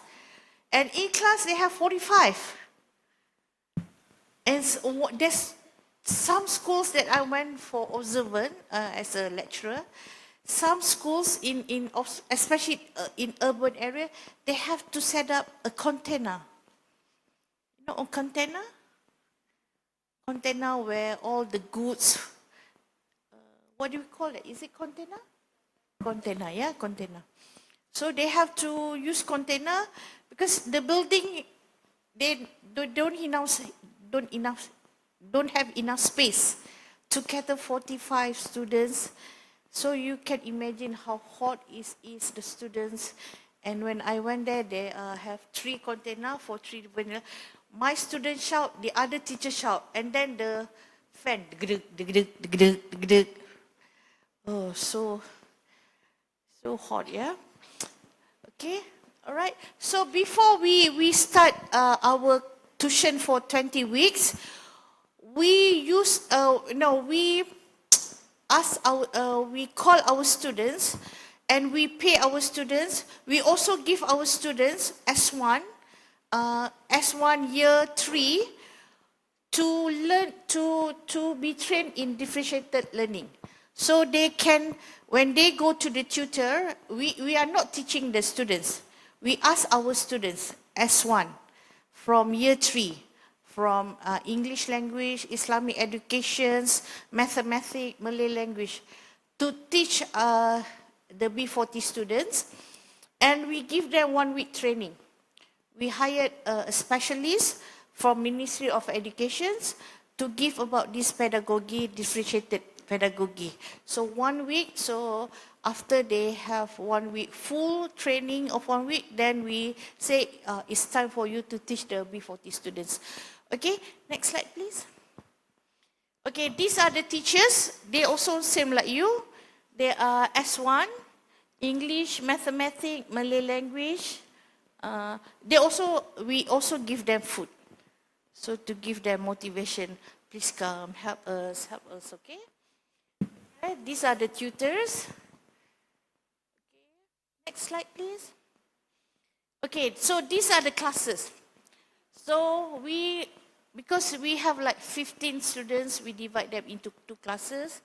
And also, each morning we give them a motivation on social emotional learning, SEL, by Castle. Yeah, I think maybe some of the docent, you know, you heard about Castle. So we train our tutors also about Castle, so they can help the students to have a strong self-esteem and high esteem, yeah? And also we give one-to-one.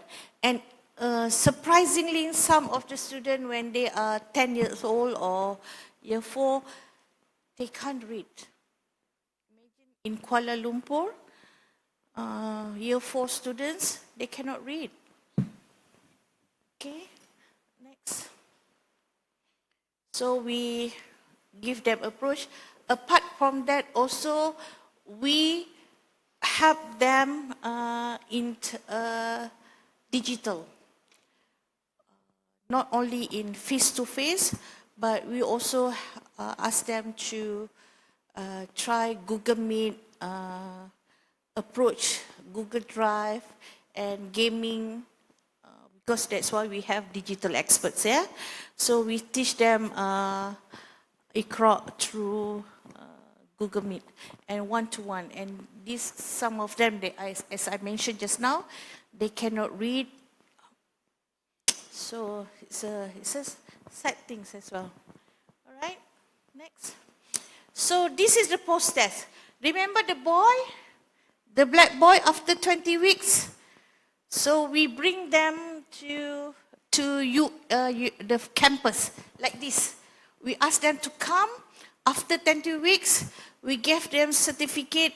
We call their names. We give them awards. We give them certificates, prize, according to the attendance, according to the post-test, so they can feel proud. So you can see the boy, how scared he was in first week, and this is the final week, 20 weeks. So excited, yeah? So the result is increased, of course, and for after 20 weeks, we call them to the campus. We ask them to stay for like 3 hours around the campus, go to the classroom, meet the lecturers and students from other faculty. And that's next. Slide. Okay, also because of this project, we are being called to present it to the, I think this is the Indonesian ministry from, you know them? Do you know him? This one, the first one? This is Ministry of, I can't remember, Economy or? This one, the first one. So we present our project to the delicacy. We also won a few project presentation. We won gold. We won the best poster for this project. Okay. Next. And look at this. Look at this. She only 10 years old. This is the grandmother. The grandmother spent about 50 ringgit to hire this graduation dress for her granddaughter. So you can imagine, yeah, the excitement of the parents, the excitement of the students. They only not graduated, they already complete 20-week course. But the grandmother was so excited, the mother could hire this, what do you call this, the graduation dress. So excited. So you can imagine how these fortunate students, when we embrace them, we value them, we use a different pedagogy to increase their self-esteem in learning, in socialize, in digitalize.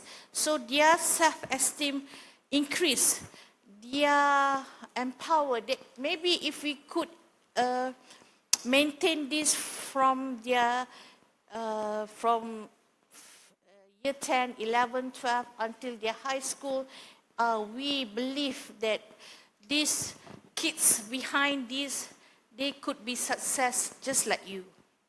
Okay? So you, oops. So you can imagine how excited they are, yeah? They take photo from this. So that is the end of the presentation from the slides. But what I want to focus this is, of course, we cannot use the differentiated pedagogy in our classroom because we have so many students. We have curriculum to complete within this time frame. We have assessment to be graded. We have a report to be declared to the principal or other teachers. But at least if we have a small scale of pedagogy, differentiate that we train our students, especially to the docent, maybe we can use that in our classroom. Okay, with that I end my presentations, but I open this for Q&A or letter. One question. Oh, just letter. Okay.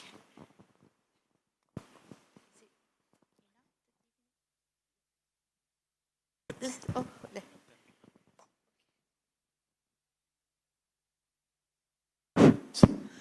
Okay, thank you, Dr. Kamarudin. Please give warm applause for Dr. Kamarudin's speech.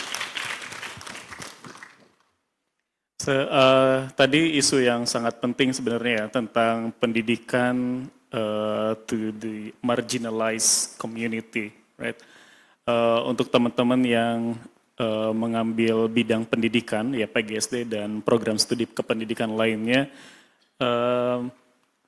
ada yang tahu nggak bahasa Indonesianya differentiated pedagogy itu bahasa Indonesianya apa? Differentiated pedagogy. Lagi viral sekarang atau lagi apa ya? Lagi apa? Differentiated pedagogy.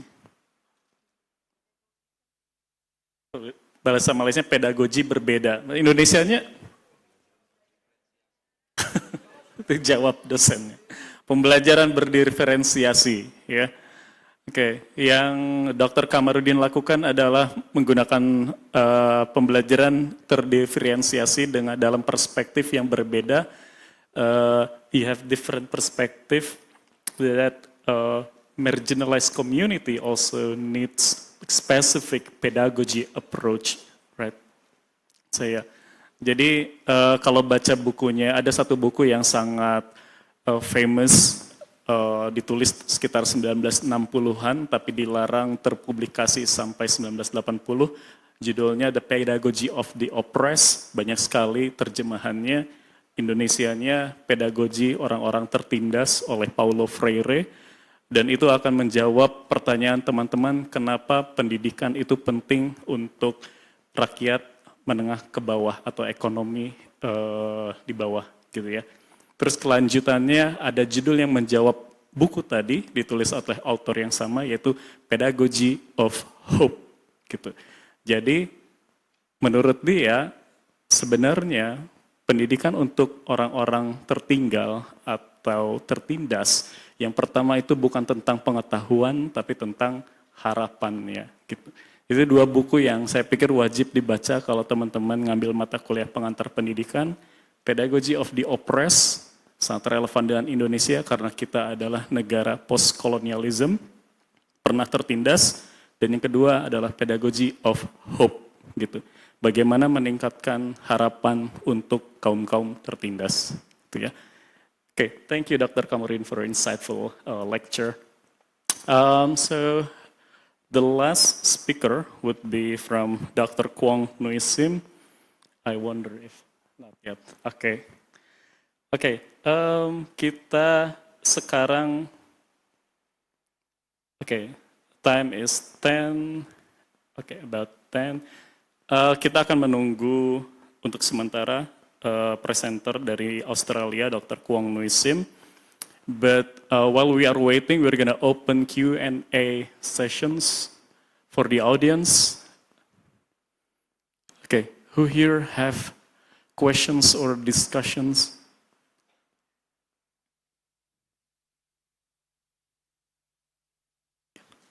Kalau dari dosennya banyak ini, saya yakin. Tapi let's get okay, good. We have 2 students.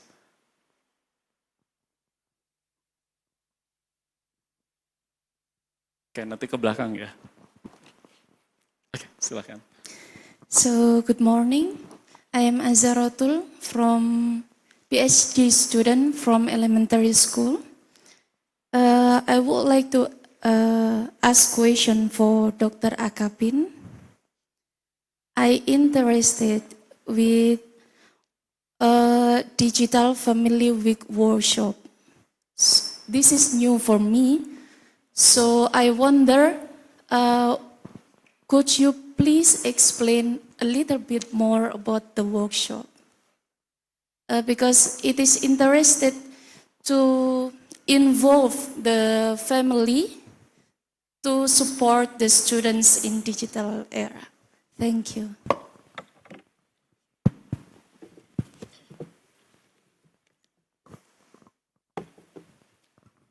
Thank you very much for the question. So let me put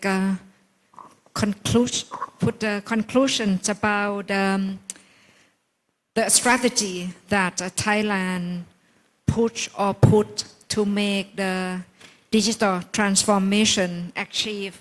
So we put this strategy through 4C, right? Curriculum, capacity, curriculum, of course, and like I said, the most of school will put some kind of digital literacy in the one unit of their course, and capacity, that means we developed or improve both learner and teacher, how to utilize digital tools to their study or learning, and connectivity that the government provide the internet access, including the device for the learners. There are statistics reveal that in the urban, the big city, that's one student, two students own the one device. However, in the rural area, nearly 8 students, only one device. So that's about the device of the what's it called? The provision or the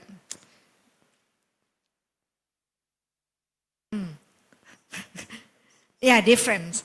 And we try to have the community, parents, community, or even industry involved with education, administration, or management. When come up with the virtual, that's of course that's mainly in the urban school, and the government will come up with the special project, probably and organize this project and have core many school teacher and students to involve, and just let the student learn or try the what you call a device. And for it's the virtual, like I said, we have the online class as well. So after the COVID and the online class probably only support the learning of the learners, and probably some kind of activities or through those application So that I can tell only like this. Thank you for the question. Thank you. Any questions? Any other questions? Good.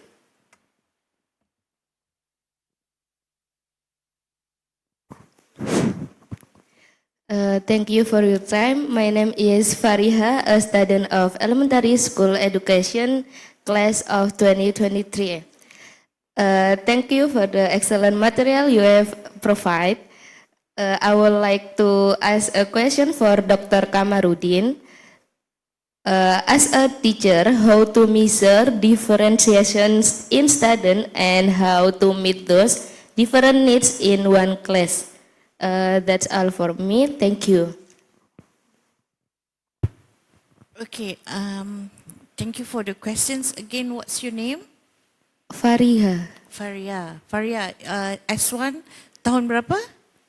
2023. Tahun 2. Tahun 3. Tahun 2 ya. Seconds ya. Okay. So actually although we have many students in our class, we as a teacher we still can use differentiated pedagogy in our class. Okay? Maybe for example doing the activities for the students. We know our students' abilities. Some of them are high achiever and some of them just normal, yeah. So maybe during the activities we can provide different activities for different students. So imagine, yeah, in one classroom, you give them the same activities that the high achiever can complete within 5 minutes compared to the below achievers. So it's not ideal. It's not fair for them because they already knew and then you can complete that in 5 minutes. But for the low achiever, of course, it's not fair for them because of course when the high achiever they can complete within 5 minutes, the attention of the teacher of course to the high achiever and the low achiever, they still need assistance from the teacher. So maybe perhaps through the activities you can do that, through assessment also. I think in Malaysia we do that before in KBSR, Curriculum Baru Sekolah Rendah, where we divide the students according to their ability. But now, because the complaint from the parents, complaint from the stakeholders, it's not fair to divide the students where those are not so high, not achieve, they are in the front, first, second and third, and the low achiever could be, now they mix. So I think it's also not fair for the teachers. Because the teacher, you want to spend time with your students, but how can you spend time 30 minutes, 40 minutes, 5 minutes to the students, 5 minutes to the students? But I think the Ministry of Education, of course, they have their own policy and the reason why now they change KBSR to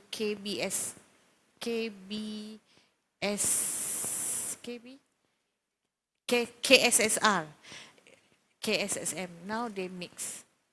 Last time they divide the class, but now they mix. And I think, yeah, we can do that in learning, teaching, assessment, activities, and so on. Does that answer your question, Farisha? Thank you for answering my question. I understand it well. Okay. Okay, thank you. Any other questions from the students? Good. Ada di depan sini. Mikrofonnya.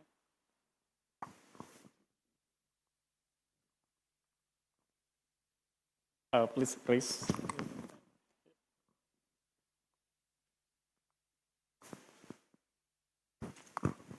Okay, thank you for the opportunity. Hi, my name is Yemima from Elementary School Education 2024. So I'd like to ask the question for Dr. Kamarudin. So thank you for your meaningful presentation, and I'm particularly interested in focus on B40 students, especially in the context of learning recovery. Many interventions show short-term learning gains, but how can we ensure these gains are sustained in the long term for B40 students, especially when the systemic support is limited? Thank you. Very good questions. 2020, you are year 1, year 2, year 3? About to the second year. Second year. So to sustain these B40 students in their learning, that's why this is a small scale, 15 students. But in our curriculum, because in our faculty, we also recruit students, teacher training like you, but in high schools. Okay, so to sustain this teaching and learning to the B40, especially we have our Sulam. Do you have Sulam, service learning for higher degree students? We have that in our universities, not only in University Maya, but the whole university in Malaysia. It's a very good program, service learning, where, for example, students from TESOL, they will go to schools or community to teach their expertise. Students from medicine, for example, during their 4th years, it's a compulsory for them to take this Sulam project, and they will go to, example, for rural area in Sabah or Sarawak, to do volunteer, but on their expertise. That is one way that we sustain. And back to my faculty, where we have every 5 years we have a curriculum revamp, new curriculum. We keep on put the SDG number 1. Now, SDG 1 is the poverty. To keep that in our mind that not all students are fortunate to have the opportunity to have a good education, not only at school but after schools. Okay, and I think in our Malaysian government, RMK, every 5 years we have a budget for education, and every year, for your informations, education get the highest budget for how to sustain the education, the facilities, the teacher trainings, the curriculum, and so on. Apart from that, the budget, the training, also we have these grants that we keep on applying, especially RU, Research University like University Malaya. We keep on asking grant to help this SDG 1 to keep poverty in Malaysia green. So far is green, but the data is not yet out. Right? Is that answer your question? Yes, thank you. Thank you. That's very insightful questions. Any other questions from the students? Maybe we can open questions for maybe the faculty, professor, or lecturers, or maybe from elementary teacher program department. It's a good opportunity for collaborations and research. But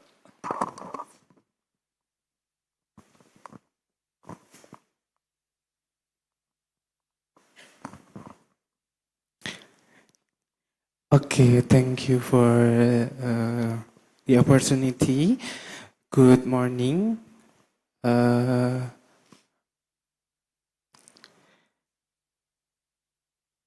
Thank you. My name is Sigit Wibowo. You can call me Sigit. from doctoral student in Universitas Negeri Malang. And allow me to menyapa dari semua pemateri. Sodihab for Dr. Ahapin. Yes, I hope my pronunciation is right. And selamat pagi for Dr. Asni. Selamat pagi Bapak Arafik. So I really enjoyed this presentation. It's very amazing and interesting for me and helped me to learn more about the education in Thailand and in Malaysia. As we know, right now the digital technology is growing very fast and have many impacts, positive impacts and negative impacts. Some problems or challenges. And in Indonesia, many young children, especially in primary school, are getting addicted or kecanduan about the technology. But sadly, they don't use it for learning, mostly just for entertain or games and wasting time any others. Because of this, their character is affected. They become less social, less independent, or have trouble critical thinking and creativity. Jadi dari teknologi itu bisa menyebabkan kreativitasnya menurun, berpikir kritisnya menurun, karakter sosialnya menurun. So my question is, what kind of problems or maybe challenges in Thailand and in Malaysia facing in relation to the rapid development of technology, especially among primary school? And are there any specific strategies, maybe from government or teacher or university or school, being implemented to address this challenge effectively? Thank you for opportunity. Thank you. Thank you for the question. Of course, that's as we are the developing country, and you know, there are probably quite a lot of challenges to solve or to face, particularly in terms of the digital transformation. Like I mentioned that Thailand, there are 70 provinces, and we have like nearly 70 million, in terms of population, and the divisions between the big city and the small cities in terms of economics as well. So it's make the division of learning and teachings, like a divide or different as well. Like I said, that the big city, particularly the capital city, has more advantages to cope with this digital transformation, including the learner as well. The children and the teachers, they more like have more knowledge or enthusiasm to study or to learn. But for the rural area, apart from the device that they don't have, and the internet access as well, like scope or limited, and as the support of the parents as well. So even the government try to provide more internet access, the router, or whatever, even they learn at home, they learn at school, but they might not have internet access at home, for the poor student. So that's for the educator, that must, be challenges as not just the document that they have to provide in terms of administration, and they have to be stressful with the score of their students as well, as the national or even the international level come up with such tests, or so that it's not easy, it's quite challenging and different area with the limitations, or with the the provisions of those devices or those facilities, so that have the different challenges, what I can say. Thank you. Can I go back to the virtual? And I heard that some teacher, they probably like to have more.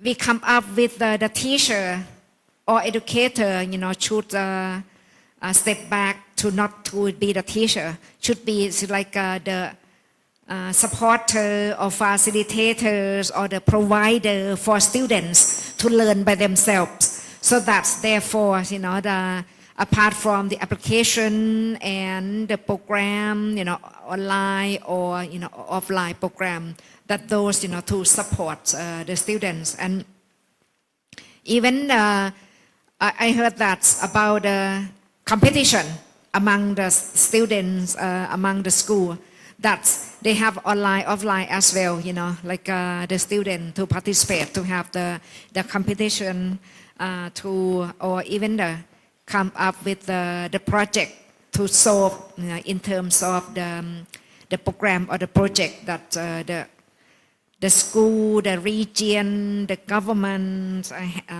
has or provide. So that's my answer. Thank you very much. Okay, maybe for Malaysia also we have that kind of challenges, especially for rural area, and also in the West Malaysia, Sabah and Sarawak, for very deep rural area to get reach for internet facilities, Wi-Fi facilities. That is one challenges. Another challenges is overloaded with internet. The student is too attached with Wi-Fi, with smartphone, and we have in Malaysia we have MCMC agency that could trace the activities of not very healthy among the students, especially. Okay, so the challenges is that the facilities is the internet, the Wi-Fi, the devices, and also overloaded. And I'm not sure with Indonesia or Thailand, but sometimes from my point of view is the small children, sometimes when the parents give them too much screen time, just to keep them occupied with that, is not healthy. Because nowadays we cannot, is less children especially play outside. The parents, to keep them safe, give them screen time on phone, while eating on phone, shopping malls on phone, iPad, and that's too much. It's not healthy. We are looking forward like those days outside, play football, everything. I cannot see that, especially in urban area, housing area. It's very quiet. The children is too attached with screen time, either with phone, with apps, with Roblox, and They are so advanced, and so advanced that worries us. It's not good for their health, it's not good for brain, and Malaysia now is number 2 or number 3 in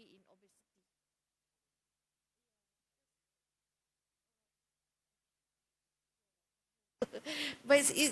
But that's worry us, especially those academic. Yeah, we have to cut this screen time to our children. Maybe when we were kids, when we woke up, the first thing we look is for our mother or for breakfast or for friends. But nowadays, the first thing, the last thing they look is the screen time. The first thing they look is their mobile. That is quite. It's good for a developed country like us, but it's not good for the children, and also for docent like us. When we give assignments, sorry, we don't have the authenticity like now. So that's why we in our faculty we try how to solve this problem so that our students not rely 100% on AI. Give them activities in the classroom. Give them newspaper, ask them to discuss, and some of them they don't know, they never see newspaper in their life. Because they have their e-newspaper on this one on phone. And that is our, not only in Malaysia, I think it's a worldwide challenges. Right? No authenticity in idea. So that's why in our curriculum now, we are looking at differentiate learning and also deep thinking. Deep thinking now, not because most of our children's, we call them a popcorn brain, where they don't want to read long, they just right. Okay, is that answer your question from my Malaysian perspective and my own perspective? Okay, thank you for the answer. So interesting. I would like to continue question. Then, what do you think about the Malaysian and Thailand? Are students in Malaysia or Thailand bring and use the handphone or phones in class at learning process?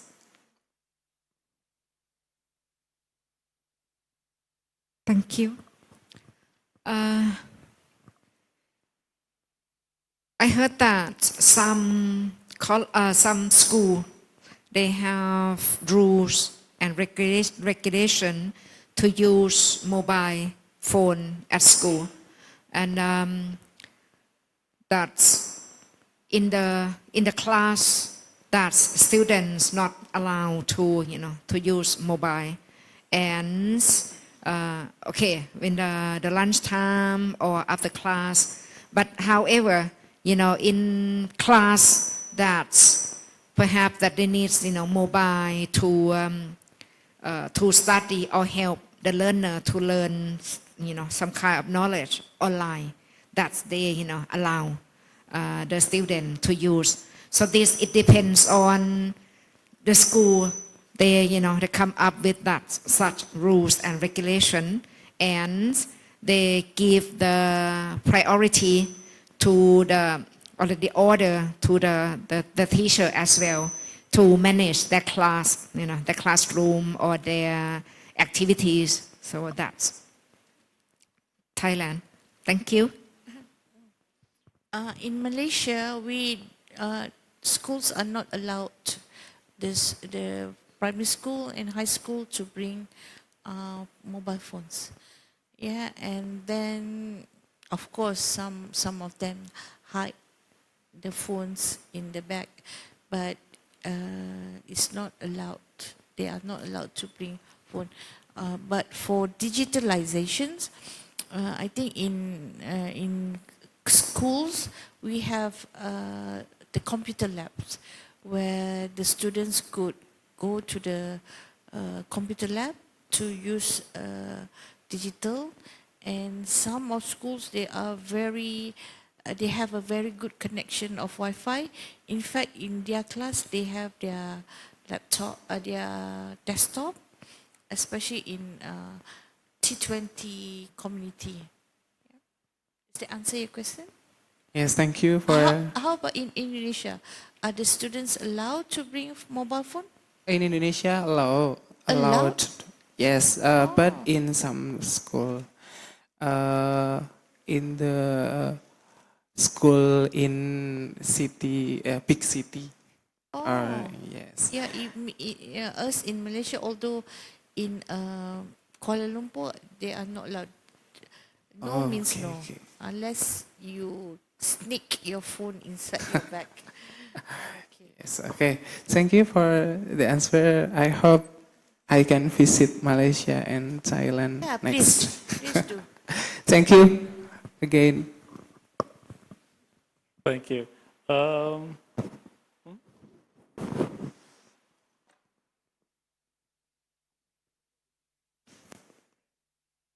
Okay, so our guest speaker from Australia has joined us via Zoom. So while we are waiting,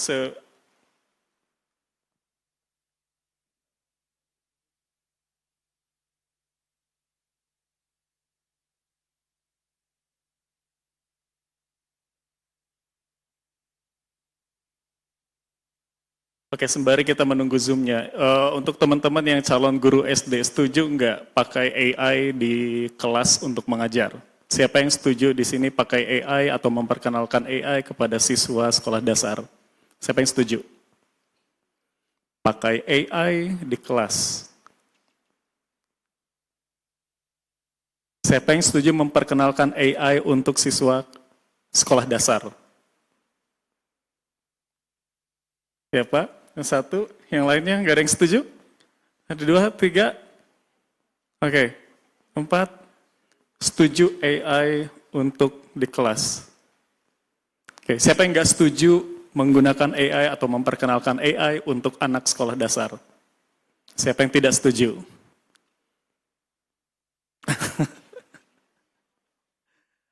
Oke, ya ada berita baru kayak mungkin 2 minggu yang lalu ya, sekolah di Swedia dan di Norwegia melarang penggunaan teknologi seperti AI di ruang-ruang kelas dan teknologi digital lainnya. Oke, so we have our speaker from Australia.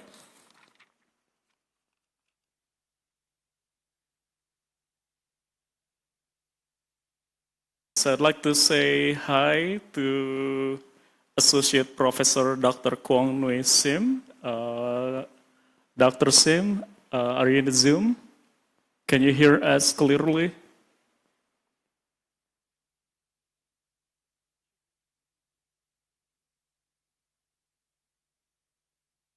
Hello, Dr. Sim?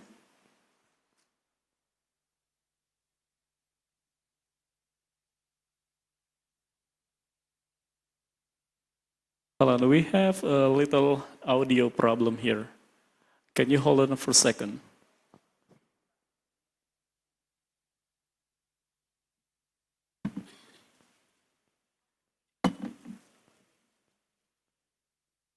Hello, Dr. Sim, can you hear us?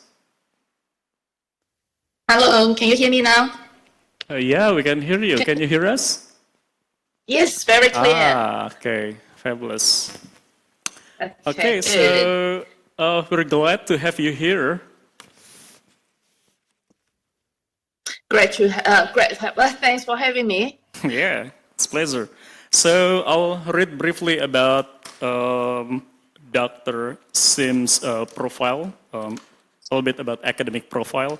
So Dr. Kwong Nui Sim She is affiliated with Sydney International School of Technology and Commerce, Australia. And then she's right now delivering a speech or a lecture about empowering educators and learners for digital transformation in primary educations. So according to her Google Scholar research trajectory, so you can see her research lies in the intersections of digital transformations, transnational educations, and then also literacy in digital spaces. Okay, so without further ado, Dr. Sim, time is yours. Thank you so much. Sorry, just the first question. Do I need to share my screen or you share on my behalf?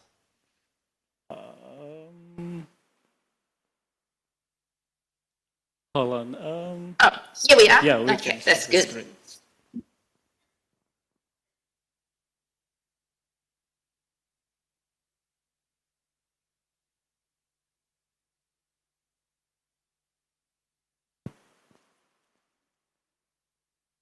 I can see the slides, but can we start from number 1, please? Do you mean the next one? The one before. Okay. But I don't think I have control, so every time I want to change to the next slide, I just say next. Is that right? Yes, yes, that's. Slide 1, tolong.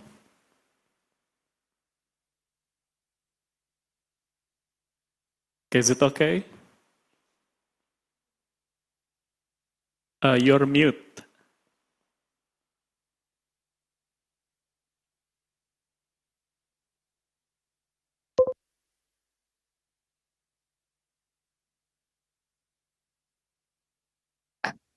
Thank you. Okay, perfect. So I will start now. Thank you very much. Very good morning to everyone here, and it's great to see so many of you are interested in this topic and attend this conference. First of all, I would like to say apa khabar? So for those who may not be aware, I'm originally from Malaysia, your neighbor. But I have moved to New Zealand about 20 years now. And as the MCs announced, after the global pandemic years, I went to Australia to expand my horizon in academia. And at the moment, I am in between New Zealand and Australia, both places from time to time.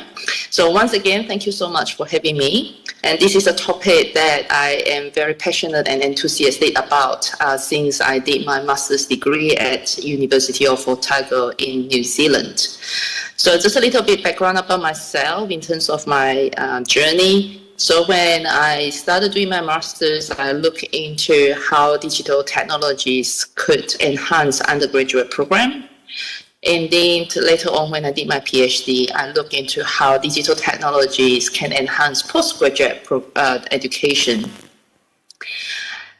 So since then, I have been working as an academic developer, or some places call it instructional developer, or some people call it faculty development center. So I have been working in the central for teaching and learning since my starting point of academia. And my daily job is to help supporting both teachers and students to use technologies in a very efficient and effective way for their learning and teaching.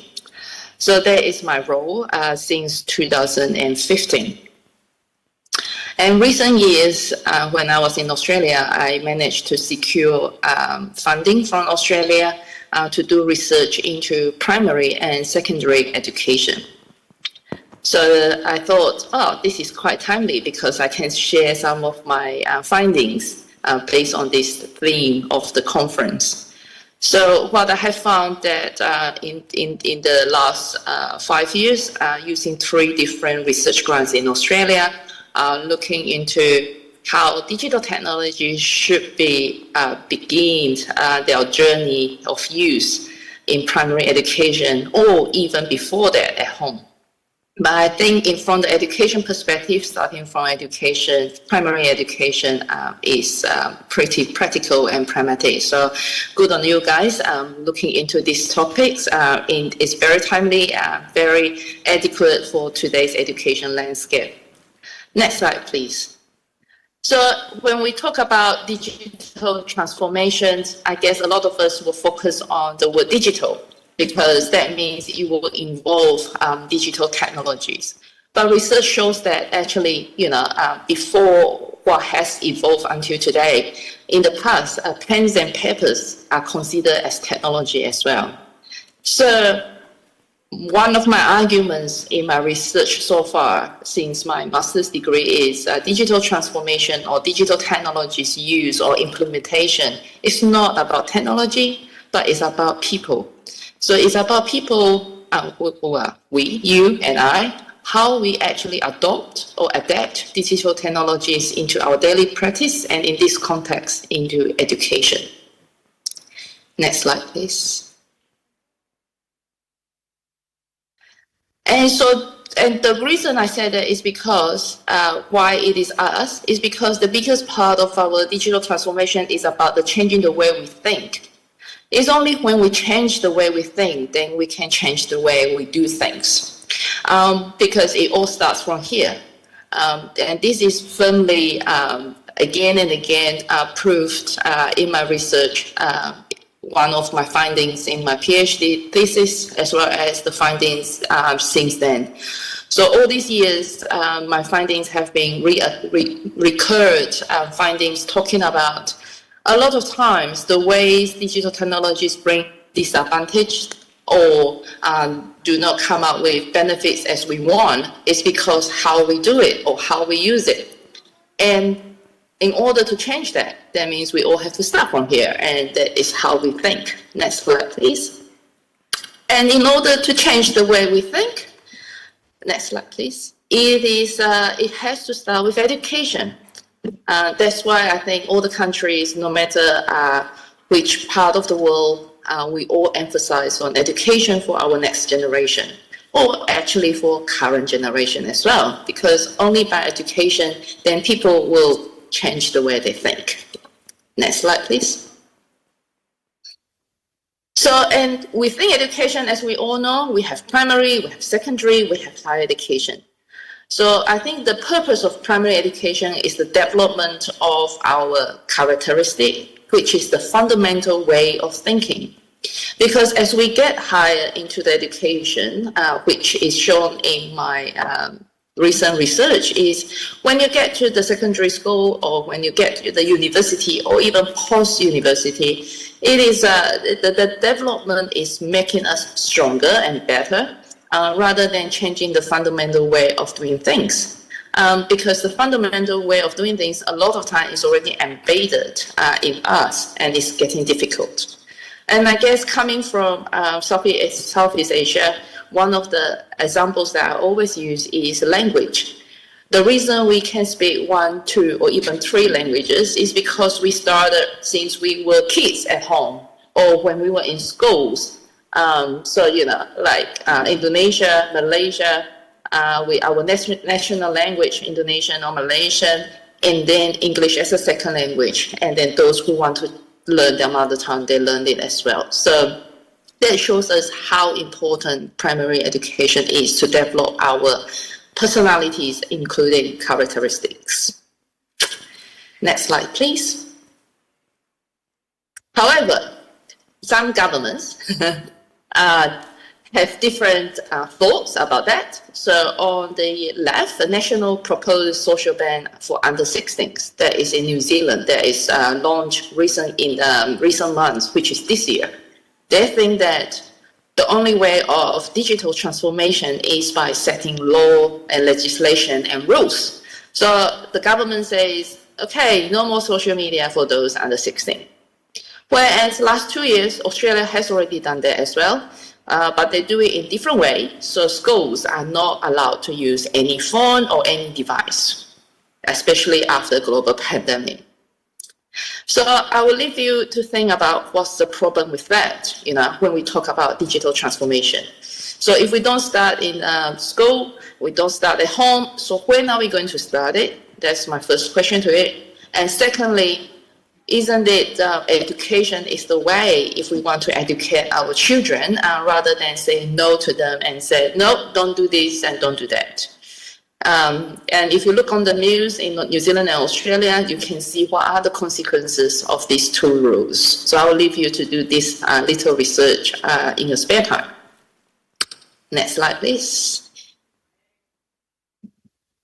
So for me, I think my argument aligns with what I introduced today is the empowerment. In order to do transformation, whether or not it is digital or any parts of our life, apart from through education, empowerment is a word that comes with liberty, which means we actually use education as a tool to tell the students what to do and not to do, especially when it comes to digital technologies use. Not to say that all the rules and regulations are not good, but in terms of this, if we want our next generation or current generation to actually understand what digital technologies can do for us and what they can use digital technologies for, empowerment is quite important, and we need to empower the students in order to do that, and that is the word comes with liberty. Next slide. So what I'm going to propose is learning is a process, not an event. So we can't say, okay, after primary school, or in this context for Australia and New Zealand, after 16, everyone knows how to use digital technologies, or everyone already has digital transformation in their life. No, we can't do that because it's not an event. You can't turn the switch on and off and say, all right, we can turn it off now. Don't use it until you are 17 years old. So from 0 to 16 years old, you are not allowed to touch it. But at the age of 17, you know how to use social media. You know how to use all the digital devices. I'm not sure whether that is a way of learning, and I'm not sure whether there is a way that can actually help in terms of changing our ways of thinking and the ways of our doing. So I'll leave that for you to think about as well. Next, please. So if learning is a process, then how are we going to adopt it? So I propose for primary education, and based on my research findings as well as the current literature, it seems like there are 3 areas of digital transformation we can do in primary education. First of all is through school administration, and I think that is the integration of digital technologies into, starting from the day a student is enrolled until the student is graduate. So what are the platforms that we are using? What are the systems that we are using? And that is the integration on the administration side. But today we are focused on the other 2 sides because we are talking about primary education, and I think that is more relevant to you is about the learning methods and the teaching methods. Teachers and students come to schools is for learning and teaching activity. One to learn and one to teach. But who is to learn and who is to teach? I may have my own thoughts or argument about that. But basically, these are the 2 areas we are going to focus in the next 10-15 minutes. Next slide, please. And we think that learning and teaching dynamic and working in the central of for learning and teaching over the years, working with different teachers, different lecturers, or different academies. A teacher is the heart of this process. So we have learning, we have teaching, who plays a very significant role in this process or in this activity. Teacher does. So teacher plays a very, very important role to lead this process. And one of the simple argument about that is students don't know what they don't know, right? And sometimes teachers don't as well. It's not that teachers know everything. But like it or not, teachers somehow knows slightly more than our students, and that's why one is called teachers and one is called students. So teacher will lead this process or demonstrate how we can actually integrate digital transformation into teaching and learning in primary education, specifically for today. Next slide, please. So first of all, I think we can divide the learning and teaching activities into a few areas. So first of all, we talk about student engagement.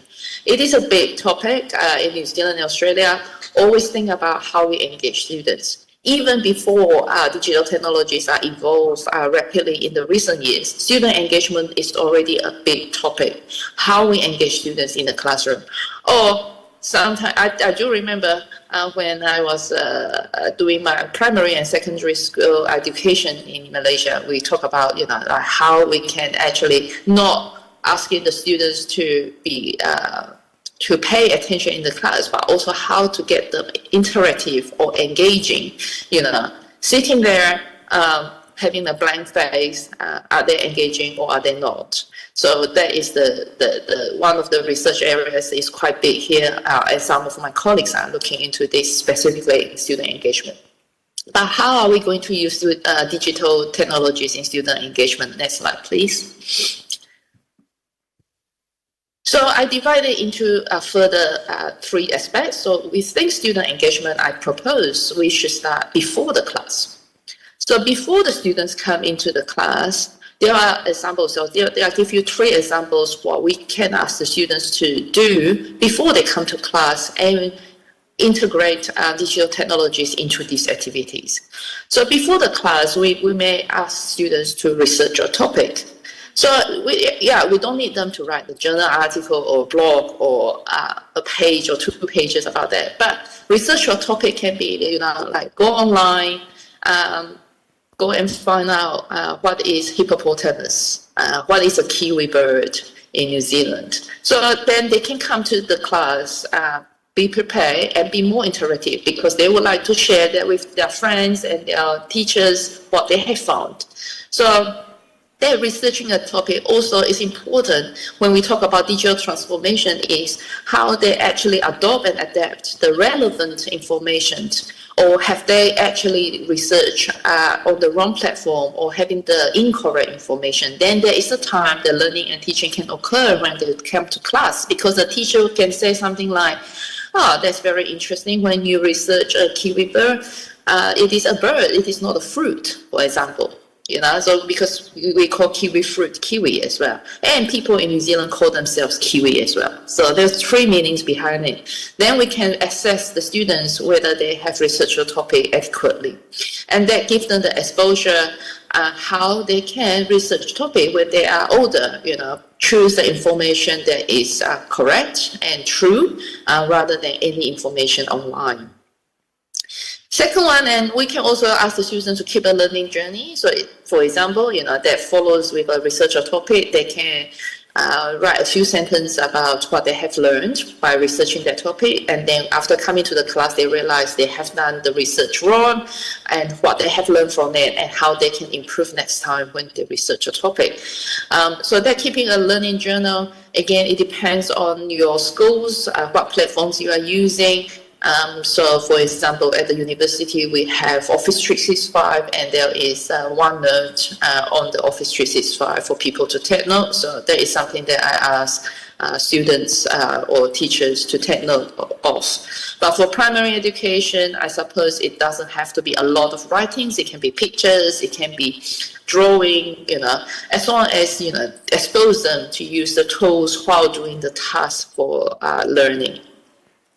Or lastly, we can also ask them to review a situation. For example, give them a link and say, okay, look at this link, tell me what you think, how much information on that link is correct and how much information on that link can be used in our learning, etc. So I think before the class, there are quite a few things that we can actually ask the students to do, and these are just 3 examples that when I did the roadshow in Australia in primary schools, these are the brainstormed ideas and findings that we come up with for your reference. But feel free to put in the chat if you have more ideas to share with other people. But next slide, please. So after before the class activities, they come to the class. So in the class, what can we do? So we may not want to repeat the same activities. We have to link what they have done before the class into the class. So for example, AI, artificial intelligence has already, it's sort of in our daily life now, is getting more and more advanced.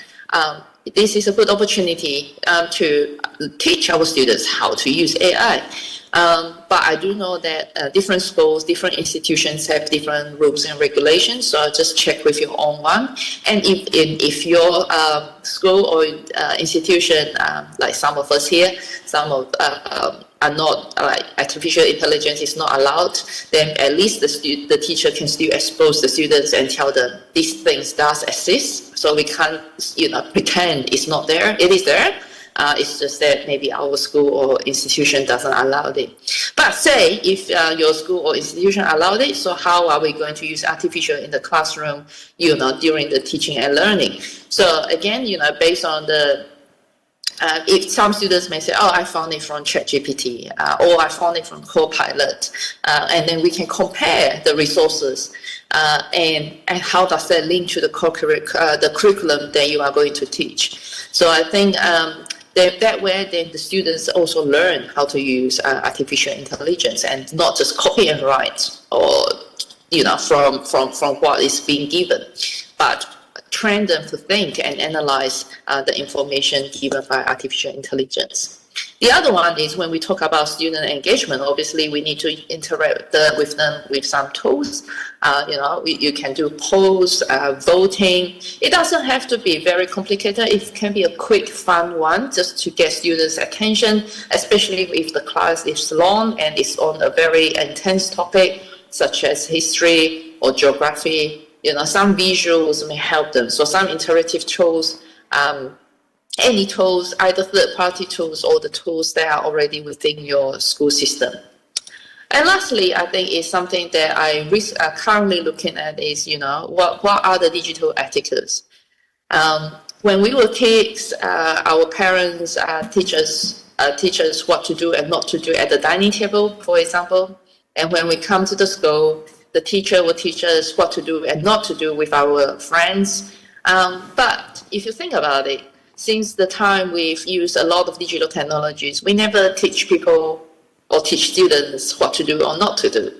So that is something that I am currently looking at.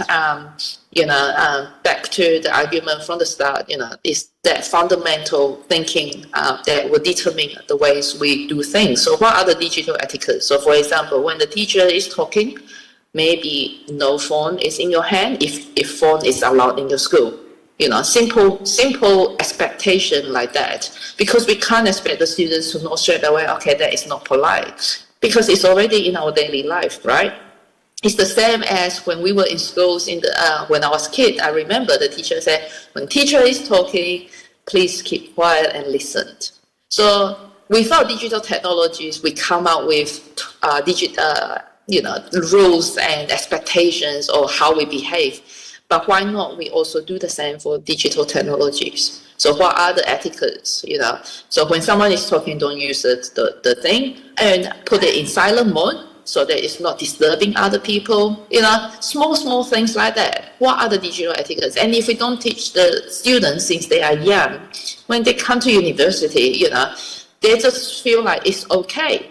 I can have my phone in my hand all the time, and I can open it, do things on it anytime I want. So what are the digital etiquettes that you can think of? Next slide, please. So after the class, what can we ask the students to do? We can ask the students to recap, active recall and record.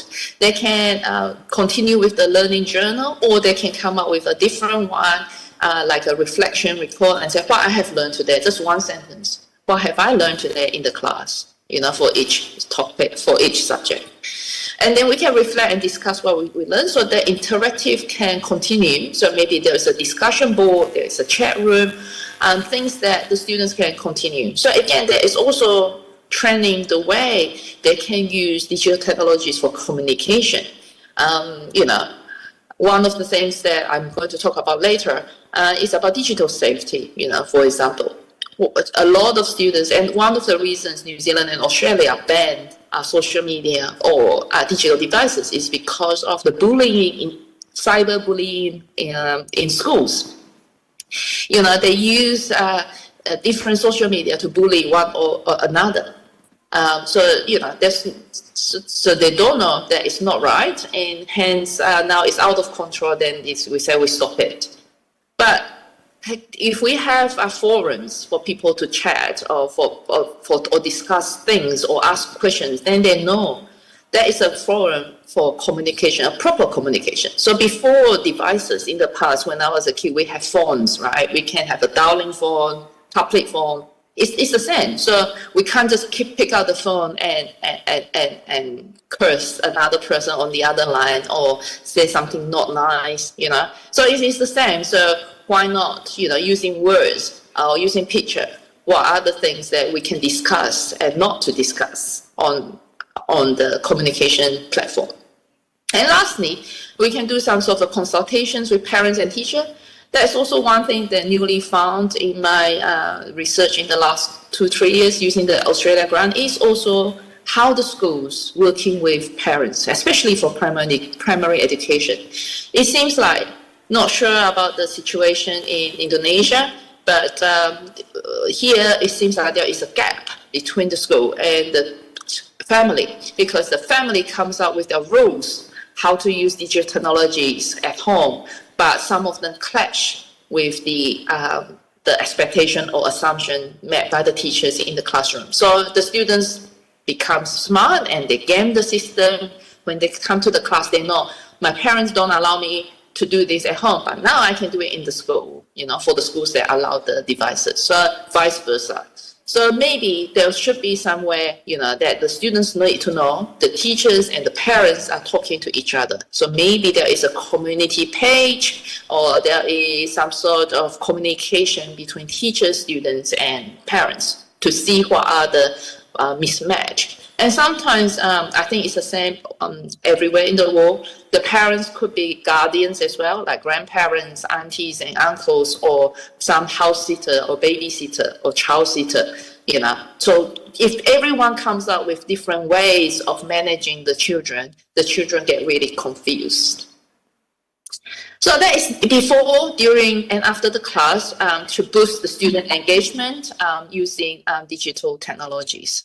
Next slide, please. The other part of, and the benefits of doing this, and I guess is all over the place in the literature, so go and have a look, but there are a few main ones here that I put on the slide. So first of all, to reinforce what is being taught. So that's why I said the before, after, during, and after, then the learning is happening. And then appeals to different learning styles, or come up with different tools so that, some visuals, some language-based, different students have different ways of learning, and digital technologies have it all. So make use of it. And number 3 is 24/7 access. So the students can learn anytime. So there shouldn't be a time and say, look, you shouldn't learn after 3 o'clock in the afternoon, right? So the learning happens. So the students need to learn to have that autonomy or freedom when and how to learn, but at the same time with some sort of expectations and rules aside set by the teachers. But that doesn't mean the teachers have to be responsive 24/7. Definitely not me. So the students can do anything they want on the digital technology platform, but not necessarily if the teacher needs to respond after work. And number 4, there are some for accessibility, the font, the colors, or the sound. And lastly, what are the ongoing assessments that can help the student to monitor their progress? And then that will lead us to talk about assessment. What are the assessment ideas? Next page, please. Next, before we talk about assessment, I also want to talk about you can see the way I construct the student engagement is talking about how the role of the teacher has changed in today's world. So we are no longer just to give knowledge, because students can access knowledge on the internet. It's World Wide Web,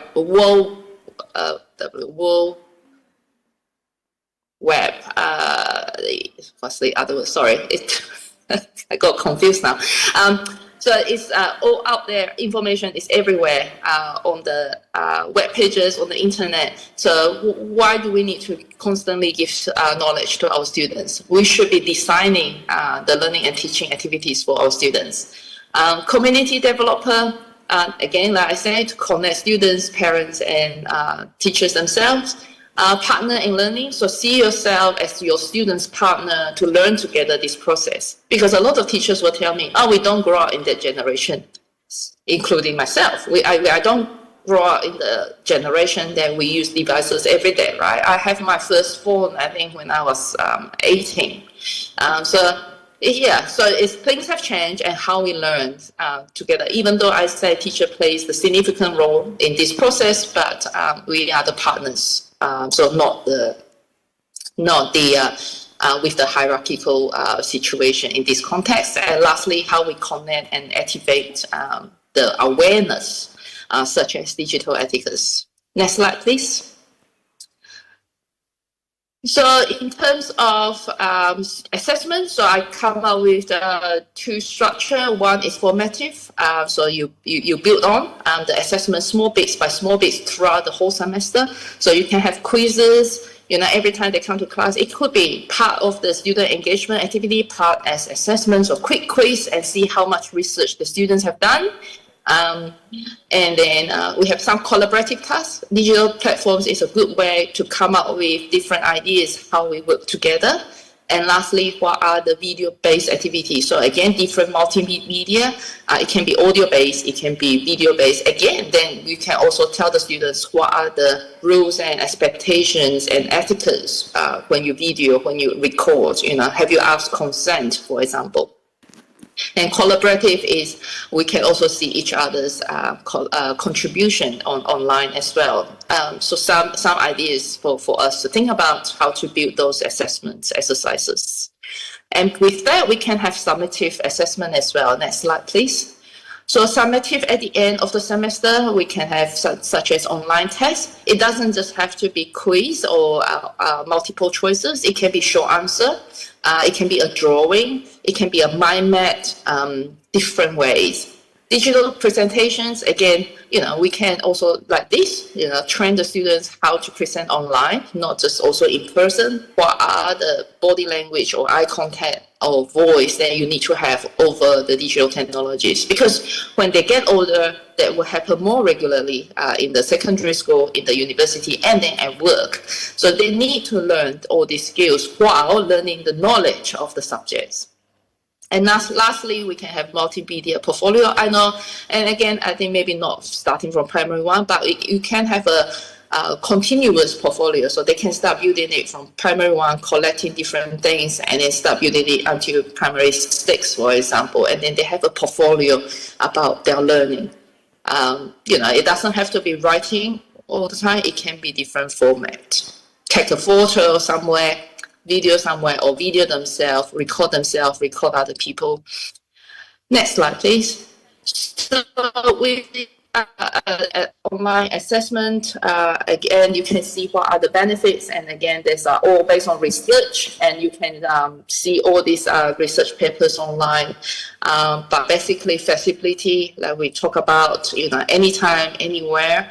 But you can also set the parameter and say, look, the quiz will be closed at 5 p.m. tomorrow. So, again, that also gives the student a sense of deadline. Even though it is in the digital technology world, there is a deadline. And how familiar the students are with, if the familiarity of the exam format. So all the format has to be consistent. Environmental friendly, again, less papers, less. I remember when I was a teacher in Malaysia, every month I think I would use at least, 20 red pens or something like that. And number 4, accessibility, again, that is for equality and equity. So everyone has the same opportunity because of the functions that we have on digital technologies. And lastly, you can also do an immediate one straight away. So, function like random question selection, getting from the pool. So everyone can get a different question if you like. Next one, please. So again, the summary is the students should take responsibility for their learning, while teachers are guiding alongside them in this primary school context. And as they get older, that responsibility should be higher and bigger. And then when they come to university, hopefully they are already an independent learner. Next slide, please. And this is the one that I talked about just now, another part of research, apart from literacy, but also digital well-being. That's when I talk about the digital safety, how safe they are in the environment. I remember when I was a kid, if you go to the playground or go to the park to work, when someone learn how to ride a bicycle, your parents will say, be careful, don't fall down, blah, blah, all kinds of safety. But when it comes to digital technologies, have we actually do that for our students? Have we tell them physically safety in the digital world? So how long we should stay at the screen? During lockdown, so many people get stressed and feeling not healthy because they lost track of the time. They could be glued on their screen for the whole day or not, and how we manage that in between, take a 3 minutes or 5 minutes break, stretch yourself or walk around or whatever, physical health. So if we do it in the physical world, in the real world, why not we do it in the digital world as well? So there's a physical safety that I talk about, mental safety, which platform should go and which platform they should not go, what other website they should go and read and what other website they should avoid. And if they read, how are they going to analyze the information rather than having the information influence or affect their mental health. And lastly, emotional as well. That is where the communication with friends, with teachers, with parents, how to set up a community online. And that is the emotional part. So this is something that is quite newly emerged in the scholarship as well. So happy to discuss after this, email me your thoughts, what are the digital well-being that we can do more for our students. Next slide, please. This is about the digital safety. Again, their identity online. How are they going to create their identity? How much information they share about themselves? They can create a profile online, but do they actually have to share everything online? That is something that we can discuss with our students and actually ask them to take control what they can learn. And receiving emails, whether it is a junk mail, spam mail, or it is valid email or not, things like that, or messages. And if someone actually approach them, like their friends in the classroom say something online that is not nice, what can they do? So it's the same in the physical world, If the students say something not nice or bully them physically as well, they will report to the teacher or the class monitor. Same in the digital technology world. They should do the same. Next one, please.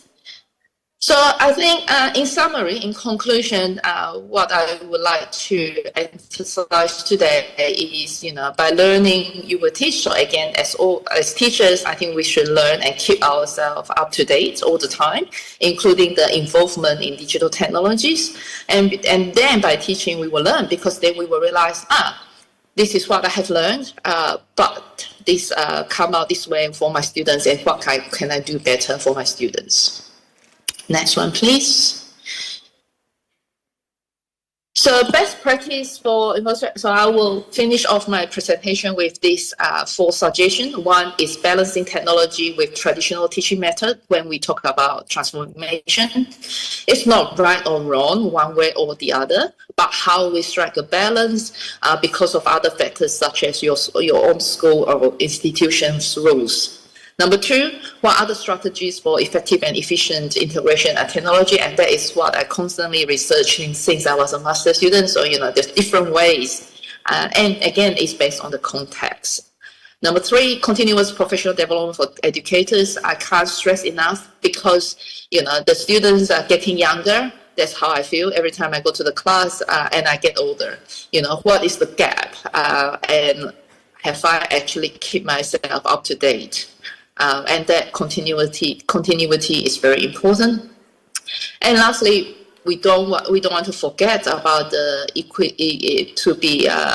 providing equitable access to digital resources. So have all our students have similar access at home. So if you, for example, if we actually ask students to do something before and after class, do they actually have everything at home? And lastly, is just a diagram. Next slide. This is a framework I use and I learned very much from MIT in the States. Next slide, please.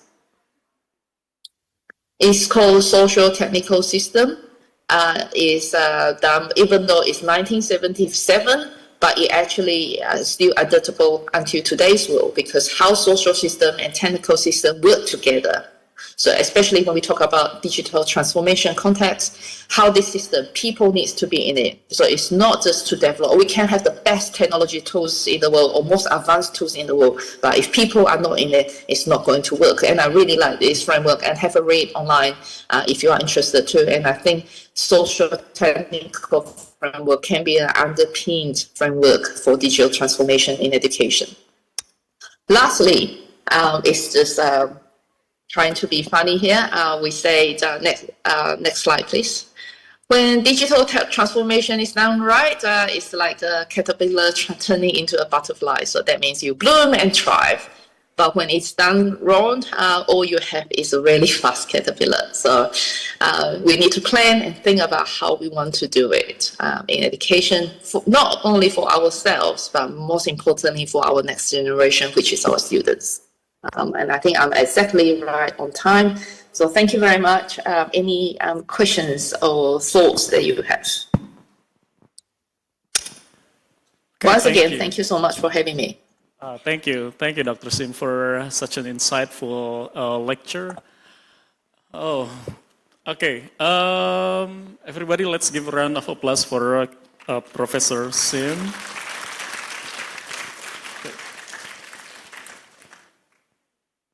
Okay, Can't hear.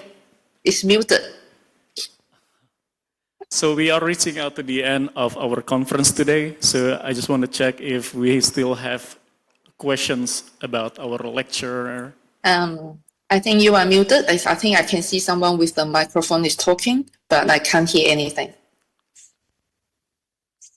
Okay, how about now? Yes. Yes. Okay, so yeah, I was saying we are reaching out to the end of conversations. I want to check if we still have one or two, any other questions from the students or all the audiences?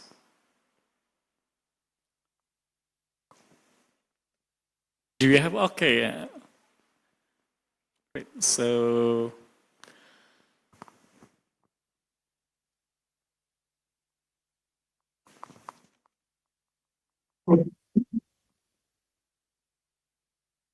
And also I'd like to invite all the keynote speakers to join with me for kind of closing remarks. Yeah, go ahead. Hello, my name is Ayu Aurelitika Amalia from Elementary Teacher Education class of 2022. My question is, the praise a teacher heard is where it starts is very inspiring. But how exactly can a teacher truly touch the hearts of their student, especially when efforts and attention given by the teacher are still not enough to create a deep emotional connection with the students? Thank you. Okay, thank you. That's Thank good you. questions. Okay, you wanna go ahead, Dr. Sim? No. I said thank you very much. Good to hear. So yes, and that's why I think I'm still not bored being a teacher after all these years. And I think, yeah, thank you. So how do you think about teachers? How do teachers can make meaningful emotionally engagement with students in the age of lack of attention these days? Yeah, I think one of the things that I always say in the professional development courses for the teachers is, apart from having the enthusiasm or patience to be a good teacher, I think the other thing is how you see yourself as a teacher, Do you have the best interest in students? So if you have best interest in students, I think you will find that you find a meaningful way to interact and engage with your students. And I think that comes with my own experience. I was very lucky to have a lot of good teachers in my life. And until today, I can still remember them. And I think that is the same for you as well. You know, if you close your eyes, you can think, who is the teacher that actually influenced you a lot or actually affects you a lot? And we want to be that person as teacher ourselves. And I think that is how I encourage teachers to have that meaningful interaction. Okay, thank you. Yeah, that's true. Masih ingat guru-guru yang pernah memberikan kesan positif ketika sekolah? Ya, seperti itulah ya. Mungkin bisa ditiru, kata Profesor Sim tadi, mungkin bisa ditiru cara yang sama ketika kalian merasakan ada guru yang bisa membangun attachment atau hubungan sosial dan emosional yang positif buat kalian, seperti itu. Okay, any other questions? Do we have another questions?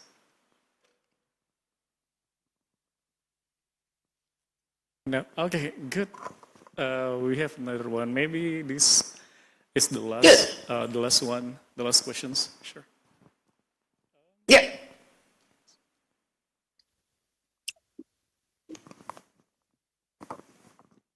It's okay. Just email me if you want to discuss anything further, or if you have any thoughts. Welcome to connect. It's in the digital world. Sure.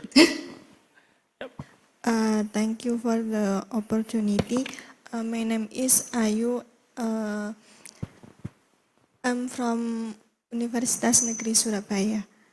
How to maximize the use of technology such as learning for students, but on the other hand, this technology is used by students to play games during learning.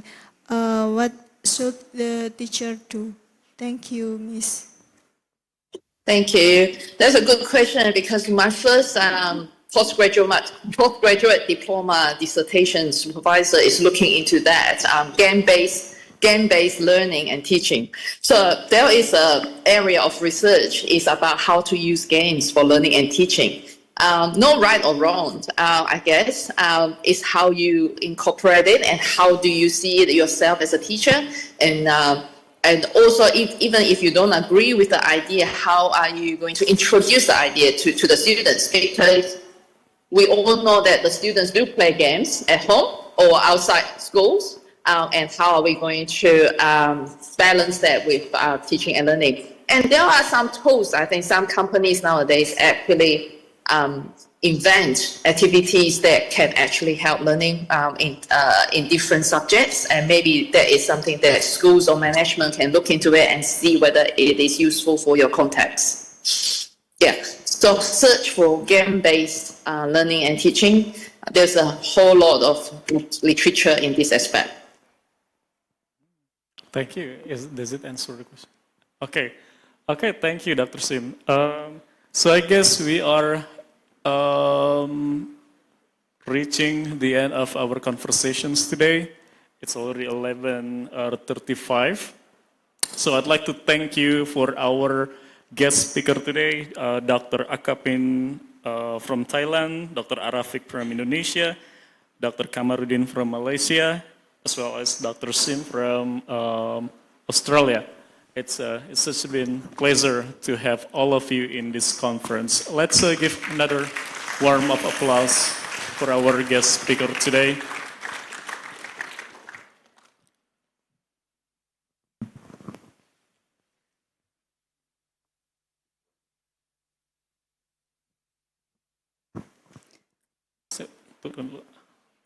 Okay. So I think this is the end of our main agenda. I hope this conversation has been beneficial and meaningful, insightful for everyone. There's a lot of issue in digital transformation for educations, and as educators, you are here to solve this problem. I guess that will be our closing remarks. Thank you for attention. Wassalamualaikum warahmatullahi wabarakatuh.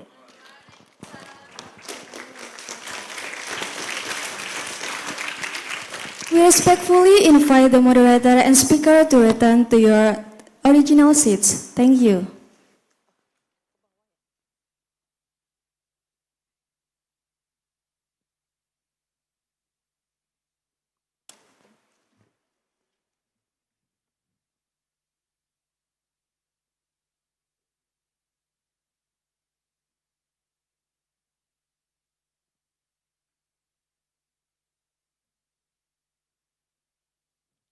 On behalf of the organizing committee, we would like to express our heartfelt gratitude to our esteemed keynote speaker, Dr. Asniyati binti Kamarudin from University Malaya, Malaysia, Dr. Muhammad Arafik MPD from Universitas Negeri Malang, Indonesia, Supapon Akapin PhD from Raja Manggala University of Technology, Krungtep, Thailand, Associate Professor Dr. Kwang Nui Sim from Sydney International School of Technology and Commerce, Australia.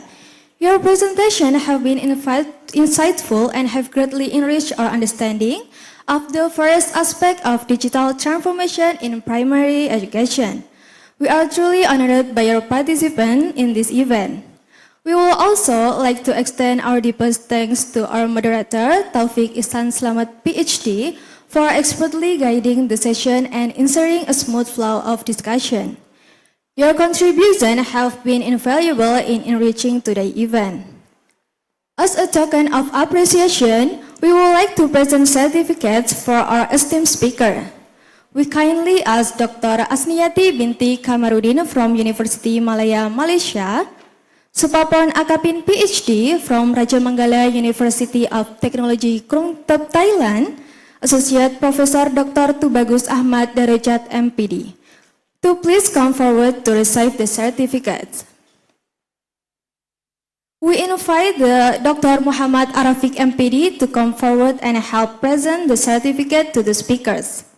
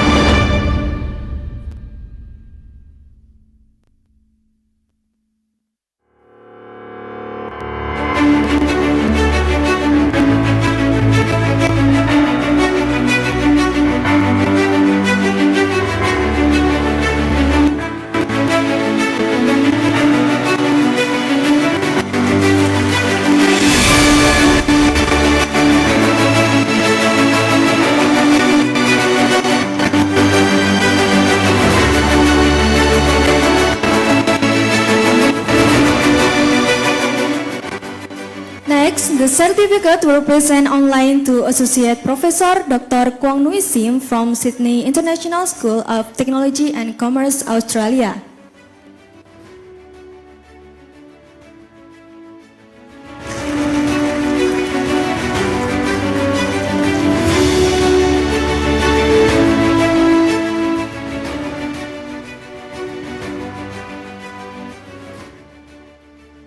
The next session is the signing of the agreement document for both parties.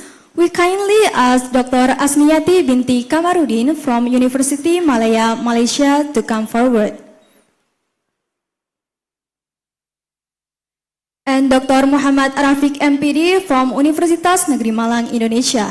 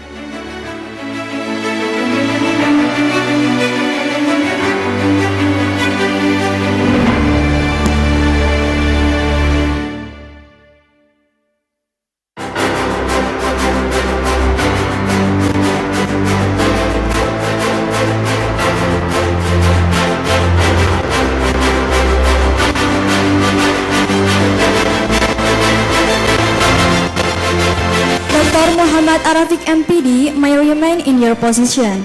And the next, Supapon Akapin PhD from Raja Manggala University of Technology Kungtep, Thailand, and Dr. Tubagus Ahmad Darajat MPD to come forward.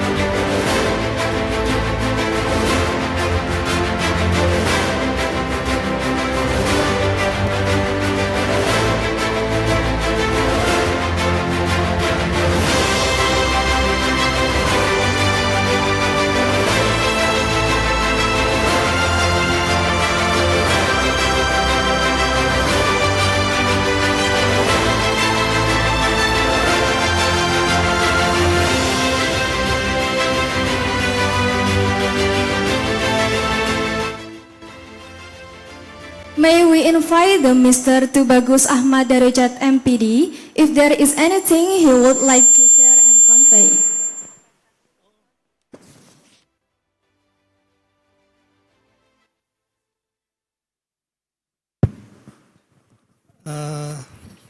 Assalamualaikum warahmatullahi wabarakatuh. Yang saya hormati dari University Negeri Malang dan moderator yang saya kagumi deh, Pak Moderator. Oke, dari Malaysia dan Ibu yang saya hormati dan para mahasiswa. Saya Associate Professor dari Thailand, tapi saya orang Indonesia. Hari ini kita penandatanganan MOA, Memorandum of Agreement. Saya mau sampaikan dari I'm very sorry for Malaysia. Also, we would like to invite you to collaborate with Thailand. Oh, maybe you can. I will ask you the name card. So, Thailand also need Malaysia to collaborate. This is our dean. Okay, we will discuss separately. rule dari rule dari Thailand ini agak berbeda, mungkin hampir sama dengan Malaysia. Jadi kita ini sudah menandatangani 7 PTN dari Indonesia, Brawijaya, UNES, UNESA, dan seterusnya ada 7, UPI, UNSIL, dan satu lagi UNSIKA. Jadi MOU kita ini sepersetujuan Senat, kita sudah ditandatangani oleh Thailand, sudah disetujui 7 university ini.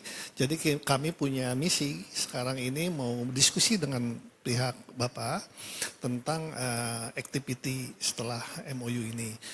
MOU ini ada 3, pertama ada on-site, jadi kita bisa datang ke Thailand atau Thailand sini datang. Yang kedua, jika tidak mungkin kita bisa online. Yang ketiga bisa dex to dex. Jadi saya bawa dari sana ke sini atau dari sini kita bawa ke sana ini. Dan tadi saya sudah bicara dengan mahasiswanya. Kita sudah discuss dengan beberapa dosen Bapak dari Ibu Titis salah satunya. Jadi kami nanti setelah MOU ini kita mengundang untuk pertukaran belajar. Itu. Saya mengharapkan nanti kita membentuk panitia dari Thailand dan Indonesia, kemudian nanti kita akan welcome untuk mahasiswanya bisa pilih 3 option, bisa 1 semester, bisa 1 tahun, bisa juga 30 hari. Itu. Kalau 30 hari namanya summer semester 10 credit, kita sudah dipandu oleh Dikti. Dari Dikti Thailand. Jadi ini saya sampaikan sekaligus dalam rangka penandatanganan ini. Kami mengharapkan sebelum kami pulang besok itu sebetulnya kami mengharapkan kita sudah ada master planning kapan apakah tahun depan ataupun tahun ini. Tadi saya sudah bicara dengan beberapa mahasiswanya, mereka sudah antusiastik. Salah satunya ada perbedaan antara budaya Thailand dan Indonesia. Karena di Thailand ini the culture, the government of system is kingdom. Di Indonesia demokrasi. Kemudian most of the people in Indonesia Muslim and in Thailand is Buddha. So perbedaan ini banyak sekali, nanti akan Anda menambah wawasan ketika Anda bisa belajar di Thailand. Jadi ini nanti kita ingin pertukaran dosen, kita mengharapkan Pak Topik bisa mengajar tahun depan di Thailand dan juga Pak Kaprodi. Saya sudah membuat skema beberapa hal karena saya paham kondisi Indonesia, jika tidak bisa onsite kita bisa by online saja. Jadi kita nanti beberapa dari Indonesia juga sudah saya siapkan untuk bisa mengundang beberapa dosen dari Kira-kira itu inti daripada MOA ini. Tadi saya sudah diskus dengan Bu Titis. Kami sebetulnya ada misi yang lebih besar lagi. Ya, Thailand ini membutuhkan banyak mahasiswa, Pak. Karena kalau di Indonesia itu kan penduduknya banyak, jadi school youth age-nya, mahasiswa umur belajarnya banyak, kalau Thailand kurang. Jadi saya sih punya obsesi ingin ada kelas internasional di Thailand gitu, Pak. Ini obsesinya sangat tinggi. Jadi kemana kita prosedurnya? Karena saya orang Indonesia, biasanya kelebihan dari kerjasama ada orang Indonesia-nya, kelebihannya itu satu, kita bisa komunikasi leluasa, itu saja. Demikian yang saya sampaikan, dan I would like also to discuss with the Malaysia. Okay, Malaysia also is our brother. I love that. Malaysia, we are side by side. So kami di sini from Malaysia. Okay. Thank you so much. Bu Titi, saya kembalikan ke ini. Terima kasih. Assalamualaikum warahmatullahi wabarakatuh. For the next photo session with all the participants, keynote speaker and moderator.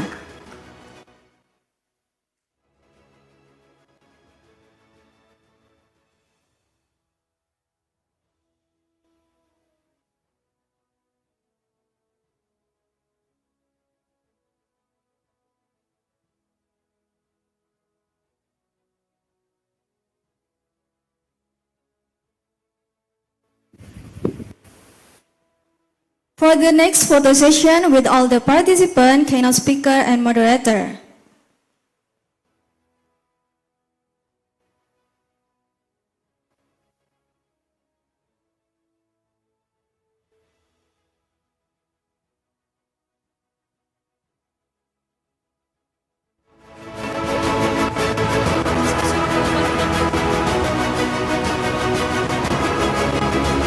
Please stand up.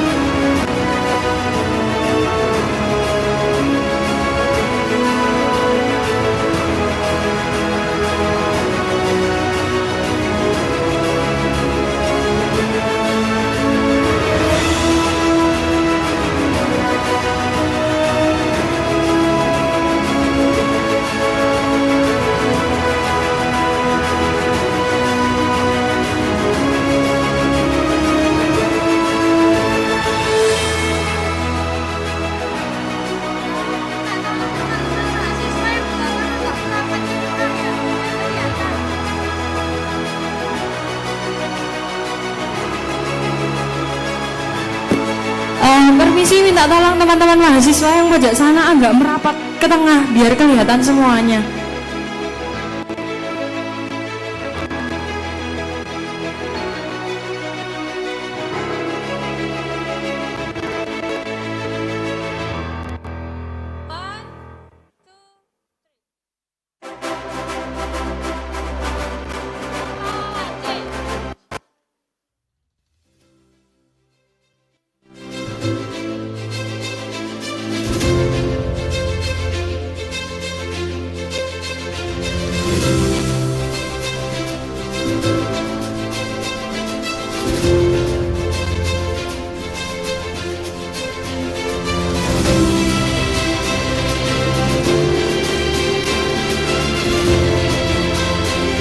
The next session is the announcement of the door prize winners.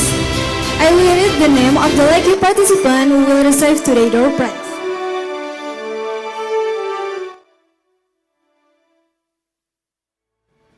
The first, Yamima Mirakel Lakuwalu. Second, Fariha Rodotul Ulul Albab. Third, Sayu Aurelia. Fourth, Ayu Unesa. And fifth, Azaratul Karimah.